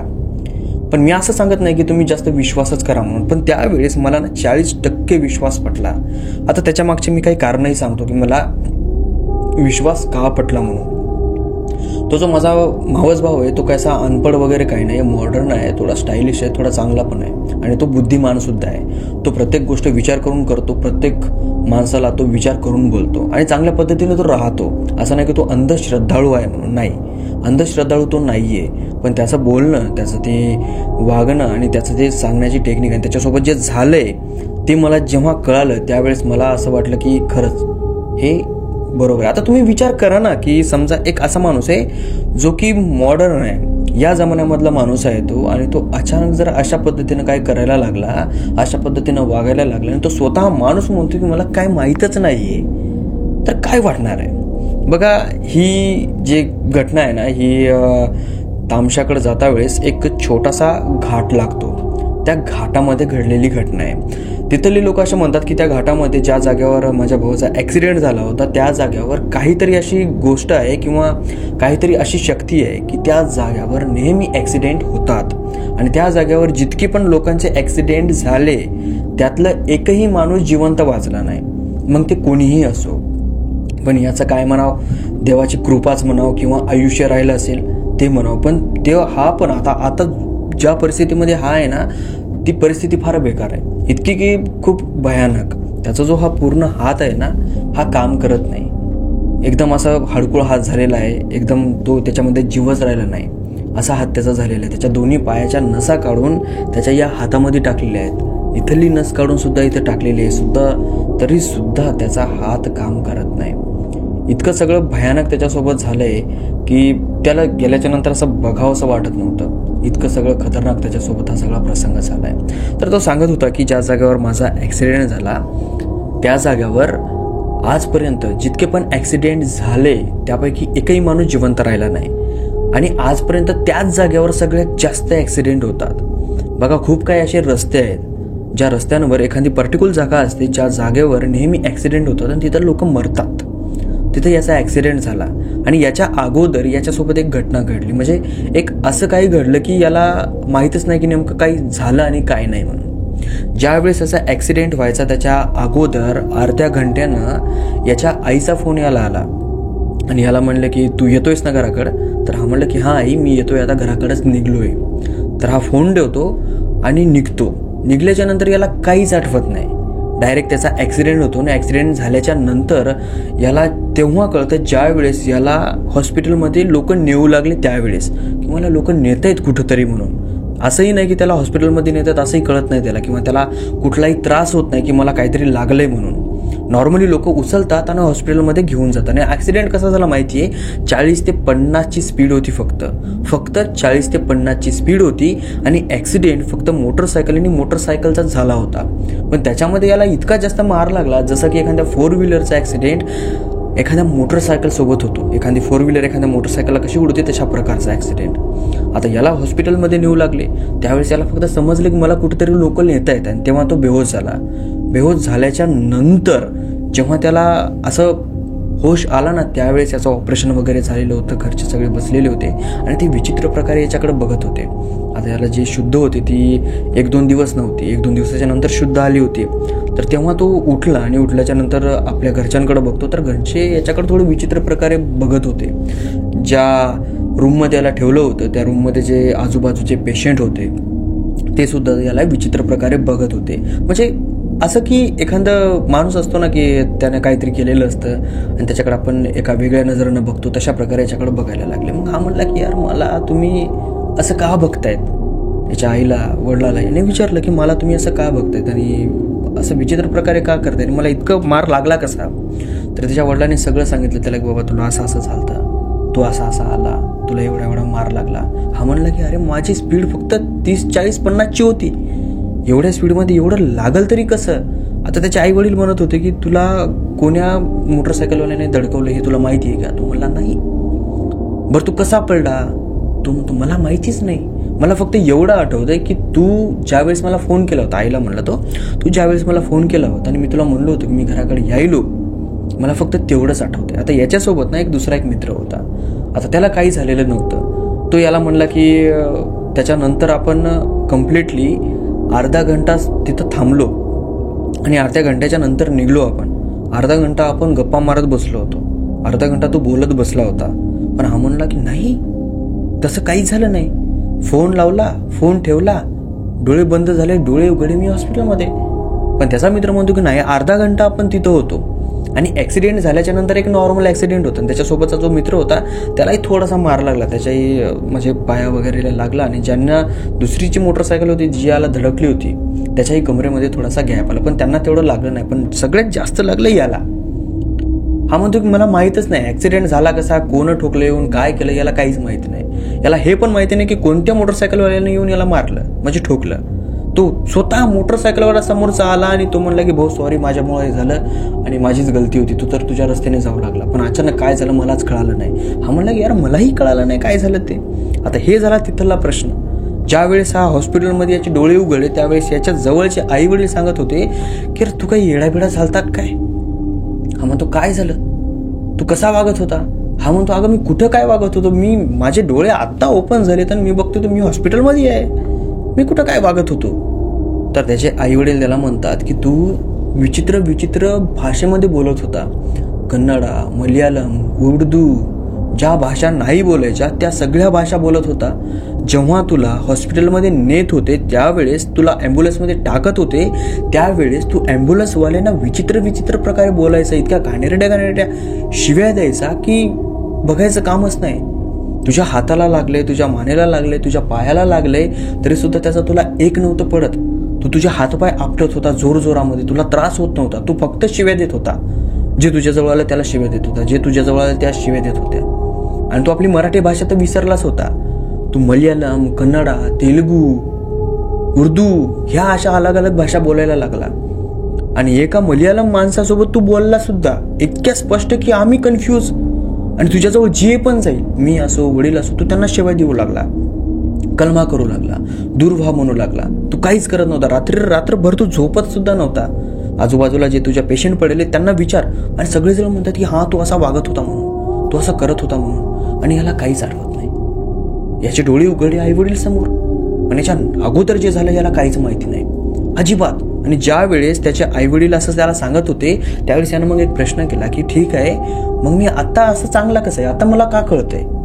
मग त्यावेळेस त्याचे आईवडील म्हणले की बाबा, ज्या जागेवर तुझा ॲक्सिडेंट झाला होता, कुणीतरी सांगितलं की हे जर थांबवायचं असेल तर याच्या अंगावरून कोंबडं उतरवा आणि तिथं नेऊन सोडा. तेव्हा कुठंतरी याच्या अंगामधलं हे सगळं काही बाहेर निघून जाईल. आणि डॉक्टर सुद्धा कदरले होते. आता नॉर्मली म्हणतात ना, डॉक्टरचा विश्वास नसतो, सायन्सचा विश्वास नसतो या सगळ्या गोष्टींवर, पण तिथले डॉक्टर कदरून त्यांच्या आईवडिलाला म्हणले होते की बाबा, हे आता आमच्याच्यानं काय थांबत नाहीये, तुम्ही तुमचा विलाज करा. त्यावेळेस याच्या आईवडिलांनी त्याच्यावरून कोंबडं फिरवलं आणि जिथं ॲक्सिडेंट झाला होता तिथं गेले आणि ते कोंबडं सोडलं. सोडल्याच्या नंतर कम्प्लिटली सोडल्या हा शुद्धीवराला चांगला वागायला लागला आणि तिथून मग याचं ट्रीटमेंट चांगलं झालं आणि हा घरी आला. आता विचार करायची गोष्ट आहे, जो माणूस व्यवस्थिशीर इंग्लिश बोलू शकत नाही तो माणूस अलग अलग प्रकारच्या भाषा कशा बोलेल? जो माणूस आपलं गाव सोडून, आपलं राष्ट्र सोडून अलग देशामध्ये गेला नाही, बरं गेला राष्ट्रामध्ये गेला नाही किंवा अलग प्रांतामध्ये गेलाही असेल, त्यानं भाषा ऐकलीही असेल, पण एकदा दोनदा जाण्याने भाषा कुठं इतकी शिकत असते का माणूस? तो कम्प्लिटली करेक्ट भाषा बोलायचा. मल्याळम, तेलुगू, तामिळ, उर्दू इथपर्यंत की इंग्लिश पण फडफड फडफड बोलायचा. तो इतका भयानक पद्धतीनं तो तिथं वागू लागला आणि त्याच्या शरीराला पूर्ण जखमा झालेल्या, त्याला त्रास होत नव्हता. तो आपले हातपाय आपटायचा जोरात, त्याला त्रास होत नव्हता. मग एवढं सगळं कसं नाही? आता सगळं ट्रीटमेंट झाल्याच्या नंतर तो जेव्हा जाग्यावर आहे त्याला प्रत्येक जाग्यावर त्रास होतो. तो आता म्हणतो की माझा जो हात आहे, जो आता सध्या काम करत नाही, तो हात इतका दुखतो, त्याचा पेन किलरच्या गोळ्या खाऊन सुद्धा त्याचा हात खूप जास्त दुखतो. गोळी खाल्ली की अर्धा ते 1 तास आराम भेटतो, नंतर दुखतो. रात्रभर तो रडू काढतो. पण त्यावेळेस त्याला काहीच जाणवत नव्हतं. मग हे काय आहे? ह्या गोष्टीवरून मला 40% विश्वास पडला की बाप रे बाप, ह्या असल्या काही गोष्टी असतात. पण ते असतं ना की योगायोग आल्याशिवाय किंवा आपल्या ग्रहमान एकत्र आल्याशिवाय ह्या अशा गोष्टी अनुभवल्या जात नाहीत. तसंच असं काहीतरी असावं. तर ज्यांच्यासोबत ह्या गोष्टी घडल्या नाहीत त्यांचं चांगलं आहे, देव करो त्यांच्या आयुष्यामध्ये अशा काही गोष्टी घडू पण नाहीत. आणि ज्याच्यासोबत अशा काही गोष्टी घडल्या त्यांनी पटकन अशा गोष्टीमधून बाहेर पडावं. तर ह्या ज्या दोन्ही स्टोऱ्या मी तुम्हाला सांगितल्या हे एकदम सत्य स्टोऱ्या आहेत, सत्य स्टोऱ्या आहेत, खोटं म्हणू नका. नमस्कार मंडळी, आज आपल्याकडे स्टोरी साताऱ्यावरून आलेली आहे आणि आपल्या आजच्या स्टोरीमधला जो पर्सन आहे ज्याचं नाव आहे अक्षय असं. आता जो अक्षय होता तो डिलिव्हरी बॉयचं काम करायचा. तुम्हाला माहिती असेल झोमॅटो, ब्लिंकिट, परत दुसरं स्विगी याच्या कशा पार्सल असतात, इमिजिएटली नेऊन द्याव्या लागतात. तशा प्रकारचं याही मुलाचं एक प्लॅटफॉर्म होता आणि त्या प्लॅटफॉर्मचं नाव मी तुम्हाला सांगू शकत नाही, पण मी हे सांगू शकतो की तो एक डिलिव्हरी बॉय होता आणि खाण्याच्या वस्तू तो पार्सल करायचा. आता ही स्टोरी ज्या जाग्यावरची आहे त्या जाग्यावर मिनिमम लोक राहतात, म्हणजे खूप जास्त कमी लोक राहतात. आणि साताऱ्यामधून असं समजा की ती जागा थोडीशी अंतरावर आहे आणि रेग्युलरली तर कोणाला माहितीच नसतं की त्या जागेवर नेमकं काय होतं आणि काय नाही म्हणून. पण हा जो मुलगा आहे याच्यासोबत त्या ठिकाणावर असं काही झालं ना की हा पूर्ण आयुष्यभर विसरू शकत नाही. आणि त्याच्यानंतर जेव्हा पण याला रात्री 7च्या नंतर कोणतीही ऑर्डर आली तर हा घेत नाही. हा म्हणतो बाबा आपला जीव महत्त्वाचा आहे, काम काय आज नाही उद्या करता येईल, पण जीव गेला तर काय करायचं आपण. तर याच्यासोबत एवढा खतरनाक प्रसंग झाला होता आणि तोच प्रसंग आज मी तुम्हाला आपल्या या व्हिडिओमध्ये सांगणार आहोत. तर अक्षय हा एक मिडल क्लास मिडल क्लास फॅमिलीमधला मुलगा होता आणि तो रोज सकाळी कामाला जायचा, काम करायचा, संध्याकाळी 11-11:30 वाजेपर्यंत घरी यायचा. आता तो एक इतका मेहनती मुलगा होता की त्याच्या इतकं काम त्याच्या त्या फील्डमध्ये किंवा त्याच्या त्या सर्कलमध्ये कोणीच करत नव्हतं. बाकीचे जे पोरं होते ते 6-7 जास्तीत जास्त 9 वाजेपर्यंत काम करायचे, पण जो अक्षय आहे तो रात्री 9:30 ते 10 वाजेपर्यंत काम करायचा. म्हणजे त्याच्या शिपमध्ये, त्याच्या कॅटेगरीमध्ये जितके पण मुलं त्याच्यासोबत काम करायचे त्याच्यापेक्षा हा जास्तच काम करायचा आणि महिनाही तो जास्त पाळायचा. कसं असताना तुम्ही जेवढी मेहनत कराल तुम्हाला तेवढा पैसा भेटेल. तर अक्षयचं अशा प्रकारचं काम होतं. मग एक दिवस तो असंच काम करत होता आणि त्याला घरून अचानक फोन आला त्याच्या आईचा. आता त्याची आई त्याला म्हणले की बाबा अक्षय तू काय कर, आज थोडं लवकर घरी ये. अक्षय म्हणला की काय, मी घरी काय येऊ लवकर, मला काम करू दे, काम झाल्याच्या नंतर मग मी येतो घराकडं. त्याची आई म्हणले की ठीक आहे तू काम कर, पण संध्याकाळी 6-7च्या अगोदर घरी तू वापस ये, कारण आज अमावस्येची रात्र आहे आणि आज जास्त रात्रीपर्यंत काम करू नको.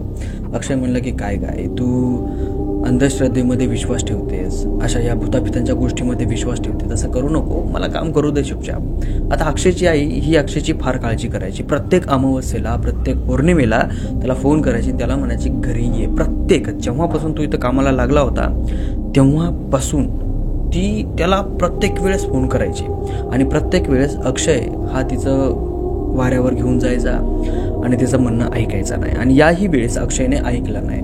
मग याला कम्प्लिटली 9:30 वाजता एक कॉल रिसीव्ह होतो आणि तो कॉल असतो एका भाजीचा आणि ती भाजी असती मटणाची, मटण करी म्हणून. आणि ती भाजी त्याला साताऱ्याच्या समोर 5 किलोमीटर अंतरावर नेऊन द्यायची होती आणि अर्जंट होती. त्याला तो फोन आला होता आणि फोन आल्याच्या नंतर फोनमध्ये असं सांगितलं होतं की बाबा तुझं जे पण डिलिव्हरी चार्जेस आहेत त्याच्या व्यतिरिक्त मी तुला अजून काही पैसे देतो, पण तू तिथून आम्हाला आमचं पार्सल आणून दे. आता असं म्हटल्याच्या नंतर अक्षयला वाटलं की यार चला, जे पार्सल आपण नेऊन देतोय त्याचीही आपल्याला किंमत भेटते आणि वरून टीपसुद्धा भेटते. आणि तसंही अक्षय उशिरापर्यंत काम करतच राहायचा. पण त्याच्या आईनं सांगितलेलं आज त्याच्या खूप महागात पडणार होतं, कारण की आई त्याची म्हणली होती की आज अमावस्येची रात्र आहे आणि तू अमावस्येच्या रात्रीला कुठं बाहेर जाऊ नको, तू कामच करू नको, तू आज लवकर घराकडे ये. पण अक्षय ऐकला नाही आणि हीच त्याची सर्वात मोठी चूक होती. तर अक्षय त्या हॉटेलवर गेला, ज्या हॉटेलवर ते पार्सल हे करायचं होतं, तर तिथं तो गेला. तिथं गेल्याच्या नंतर त्यानं पार्सल घेतलं आणि पार्सल घेतल्याच्या नंतर तो तिथून निघाला. आता त्याला पार्सल नेण्यासाठी अर्धा घंटा लागला, म्हणजे पार्सल तयार होण्यासाठी कंप्लीट त्याला अर्धा तास लागला आणि तिथपर्यंत जाण्यासाठी अर्धा तास लागणार होता. अक्षयने त्या समोरच्या व्यक्तीला फोन केला की बाबा मला यायला 1 तास लागतो, कसं करू, आणू की नको, कारण की तुमचं जे लोकेशन आहे हे थोडंसं बाहेर आहे, आउटसाईड आहे आणि तिथपर्यंत तर मी जातच नाही, मी येतच नाही, पण तुम्ही म्हणताय म्हणून मी तिथपर्यंत येतो, तर तुम्ही सांगा मला पार्सल आणू की नको. 1 तास लागणार आहे, कारण की हॉटेलमध्ये अर्धा घंटा लागणार आहे आणि रस्ता अर्ध्या घंट्याचा आहे. तर ते समोरचा व्यक्ती म्हणला की काही विषय नाही भाऊ, तुम्ही पार्सल घेऊन या, 1 घंटा लागू द्या किंवा 1.5 घंटा लागू द्या, तुम्ही काही विषय नाही, तुम्ही पार्सल घेऊन या, तुम्हाला तुमची वेगळी ट्रिपही मिळेल, म्हणजे टिपही मिळेल आणि आम्हाला आमचं पार्सलसुद्धा मिळेल. अक्षय मस्त निवांत फर्स्ट क्लासपैकी जेवण वगैरे करतो. तिथंच थोडंसं एक मटण प्लेट तो सुद्धा खातो आणि तिची मटण करी आहे ती पार्सल करतो आणि बाईकवर बसतो आणि निघतो त्या दिशेने. आता अक्षय जसा त्या साताऱ्याच्या बाहेर निघाला तसा तो रस्ता लागला. रस्ता लागल्याच्या नंतर आता नेहमी आणि नॉर्मली तो रस्ता ना वाहतो, म्हणजे त्याच्यावर वाहनं असतात रेग्युलरी, पण यावेळेस ना वाहनं थोडी कमी होते. बघा होतं एखाद्या वेळेस की माणूस चालता म्हणजे एखाद्या वेळेस माणसाच्या जवळ जी शहर आहे त्या शहरामध्ये अचानक थोडीशी मंदी येते, मार्केट थोडंसं डाऊन असतं. असं बघा तुम्हाला दिसत असेल रविवार शनिवारचं मार्केट नेहमी डाऊन असतं. तर त्या प्रकारे यावेळेस तो रस्ता पूर्ण डाऊन होता. हा एकला गाडी पळवू लागला पूर्ण रस्त्यानं, सन जास्त गाड्या दिसत नव्हत्या, काही नाही. त्यामुळे हा जितका वेळ तिथं पोहोचायला लागायचा त्याच्यापेक्षा अर्ध्या वेळामध्ये तो तिथं निवांतामध्ये गेला. तिथं गेल्याच्या नंतर ज्या घराचा ॲड्रेस होता त्या घराच्या समोर जाऊन उभा राहिला. आता सगळीकडे शांतता पसरलेली होती. त्या घराच्या शेजारचे जे पण घरं होते ते पूर्णपणे लाईट बंद करून पूर्ण क्लोज झालेले होते. म्हणजे असं समजण्यात होतं की पूर्ण घरवाले तिथले जितके पण राहणारे आहेत वस्ती ती पूर्णपणे झोपी गेलेली होती त्या माणसं त्या वस्तीमधले. आणि हे एकच असं घर होतं ज्या घराचा लाईट चालू होता बाहेरून आणि बाकी जितके पण घरं होते सगळ्यांचे घरं बंद होते, म्हणजे लाईट बंद होते बाहेरचे. एकल्याच घराचा लाईट चालू आणि जे रस्त्यावरचे लाईट चालू असतात ते लाईट चालू. बस त्याने आला, ते पार्सल बाहेर काढलं, कॅरीबॅग हातामध्ये घेतली, त्या घराच्या समोर गेला आणि उभा टाकला. घराची डोरबेल वाजवली, घराचा दरवाजा उघडा गेला नाही. त्याने घराच्या दरवाजाला ठोठावलं तरीही उघडा गेला नाही. तो कम्प्लिटली 10 मिनिटं तिथं थांबला पण घराचा दरवाजा उघडण्यात गेला नाही. त्याला असं वाटलं की यार घराचा दरवाजा का उघडत नाही. मग त्याने थोडा वेळ थांबला आणि नंतर त्याने विचार केला की आपण आता इथून परत घराकडे वापस जायचं, कारण की घराचा दरवाजा कोणी उघडतच नाही ना, त्याचा जास्त वेळ थांबून काही फायदाच नाही.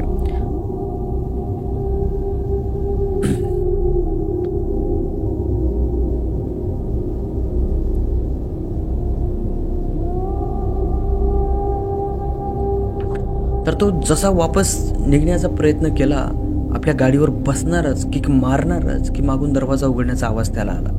आवाज आल्याच्या नंतर तो पटकन आपली गाडी स्टँडवर उभा करतो, मागं फिरून बघतो तर एक लेडीज जी अर्ध वयाच्या वरची होती, म्हणजे ज्या लेडीचं अर्ध वय असतं त्याच्या वर वय गेलेलं असतं ना, तेवढं वय त्या लेडीजचं होतं. आणि ती दरवाजामध्ये उभी होती. तिच्या गालावर एक चोंद होती आणि त्या चोंदीवरून असं वाटत होतं की तिची चोंद आहे ती ताथीत चोंद आहे, एकदम ताजी चोंद.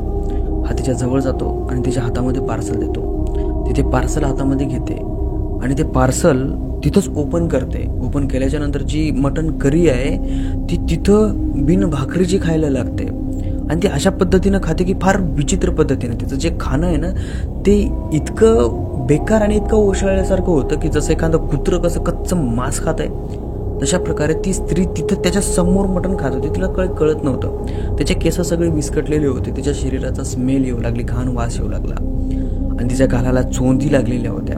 जे डोळे होते ते थोडेसे भुरकट कलरचे डोळे होते. आता हा तिच्याकडे बघतोय, ती खातीये, हा तिच्याकडे एकसारखा बघतोय. याला समजा नाही नेमकं अशी खायली का. मग हा हळूवार बोलतो की मॅडम माझे पैसे भेटले असते तर जमलं असतं. ती तिचं खाण्याला सुरू. तेवढ्यात एक मिनिट होतो आणि 1 मिनिटाच्या नंतर पाठीमागून माणूस येतो. माणूस आल्याच्या नंतर त्या बाईच्या हाताला धरतो आणि मधात ओढतो. मधात ओढल्याच्या नंतर तो पटकर बाहेर येतो आणि त्याला पूर्ण घाम आलेला असतो त्या माणसाला. तो माणूस म्हणतो बाय किती झाले तुझे पैसे सांग लवकर. हा म्हणतो की इतके झाले. मग त्या माणसाने त्याला ती पेमेंट मोजून देऊ लागला. तर हा म्हणला की सर ती लेडीज अशी का खात होती विदाऊट पोळीची. तिखट आहे ना, तुम्ही कोल्हापुरी तेच सांगितलेली होती, इतकं तेच ती एकसारखी खातीये. तो म्हणला की बाबा तुझं काय काम आहे, पार्सल द्यायचं आणि निघून जायचं, एवढंच काम आहे ना तुझं. तू एवढं काम कर आणि तुझा तू निघून जा. मी तुला बोललेलो ती जास्त टिप देऊन टाकतो, तुझ्या पार्सलची जे काही किंमत आहे ते देऊन टाकतो, पण तू आगाऊचे प्रश्न विचारू नको. तू तुझं काम आहे ना तेवढंच तू कर. आता याला पैसे देता वेळेस तिची मागं महिला आहे, तिनं मटण करी खाल्ल्याच्या नंतर ते कापड फेकून दिलं आणि ती एका भिंतीपाशी जाऊन उभी राहिली आणि तिची भिंतीवरची डोकं आपल्याला लागली. हा तिकडे वाकून बघायला लागला. तो माणूस जसा जसा अडवायला तसा वाकून बघण्याचा प्रयत्न करत होता. तो माणूस अक्षयवर धावला. ए बाबा तुला सांगितलेलं कळत नाही का, हे घे तुझे पैसे आणि चाल निघ इथून, असा बोलला. अक्षयला थोडंसं दूर ढकललं आणि दरवाजा लावून घेतला. जसा दरवाजा लावला तसं त्या स्त्रीचा ओरडण्याचा आणि किंकाळण्याचा आवाज आला. अक्षयला बघता बघता घाम आला. घाम आल्याच्या नंतर तो इकडे तिकडे बघत होता, कारण की बाहेर सगळा अंधार पडलेला होता आणि मधातला हा प्रकार, त्या बाईचा चेहरा, त्या बाईचा वास, ती बाई कशा प्रकारे दिसत होती, तिचे डोळे आणि ती बाई मधात त्या भीतीला आपलं डोकं मारती, तो सगळा प्रकार पाहिल्याच्या नंतर अक्षयला भीती वाटायला लागली होती. तो घराच्या बाहेर उभा होता. बाहेर सगळं अंधार हुरहुर लागत होतं, सगळीकडे शांतता पसरलेली. आता त्याला भीती वाटायला लागली. तो भीतीभीत आपल्या बाईकवर बसतो, बाईकला किक मारतो आणि सुसाट आपल्या गावाकडे येतो. आता जाताना फक्त अर्धा तासाचा रस्ता होता. ज्या ठिकाणाहून तो निघला होता आणि ज्या ठिकाणावर पोहोचायचं होतं त्याच्या मधातला ग्राम फक्त अर्धा तास होता. पण येता वेळेस त्याला 2 घंटे झाले बाईक चालवत तरी सुद्धा घर आलं नाही. आणि 2 घंटेच्या नंतर जेव्हा त्याच्या बाईकमधलं पेट्रोल संपतं त्यावेळेस तो थांबतो आणि बघतो, अरे यार तो आपण तर 11 वाजता तिथून निघलो होतो, आता 1 वाजलाय. आणि 1 जरी वाजला तर आपण आपल्या ठिकाणावर पोहोचलो नाही. नेमकं हे काय मॅटर आहे.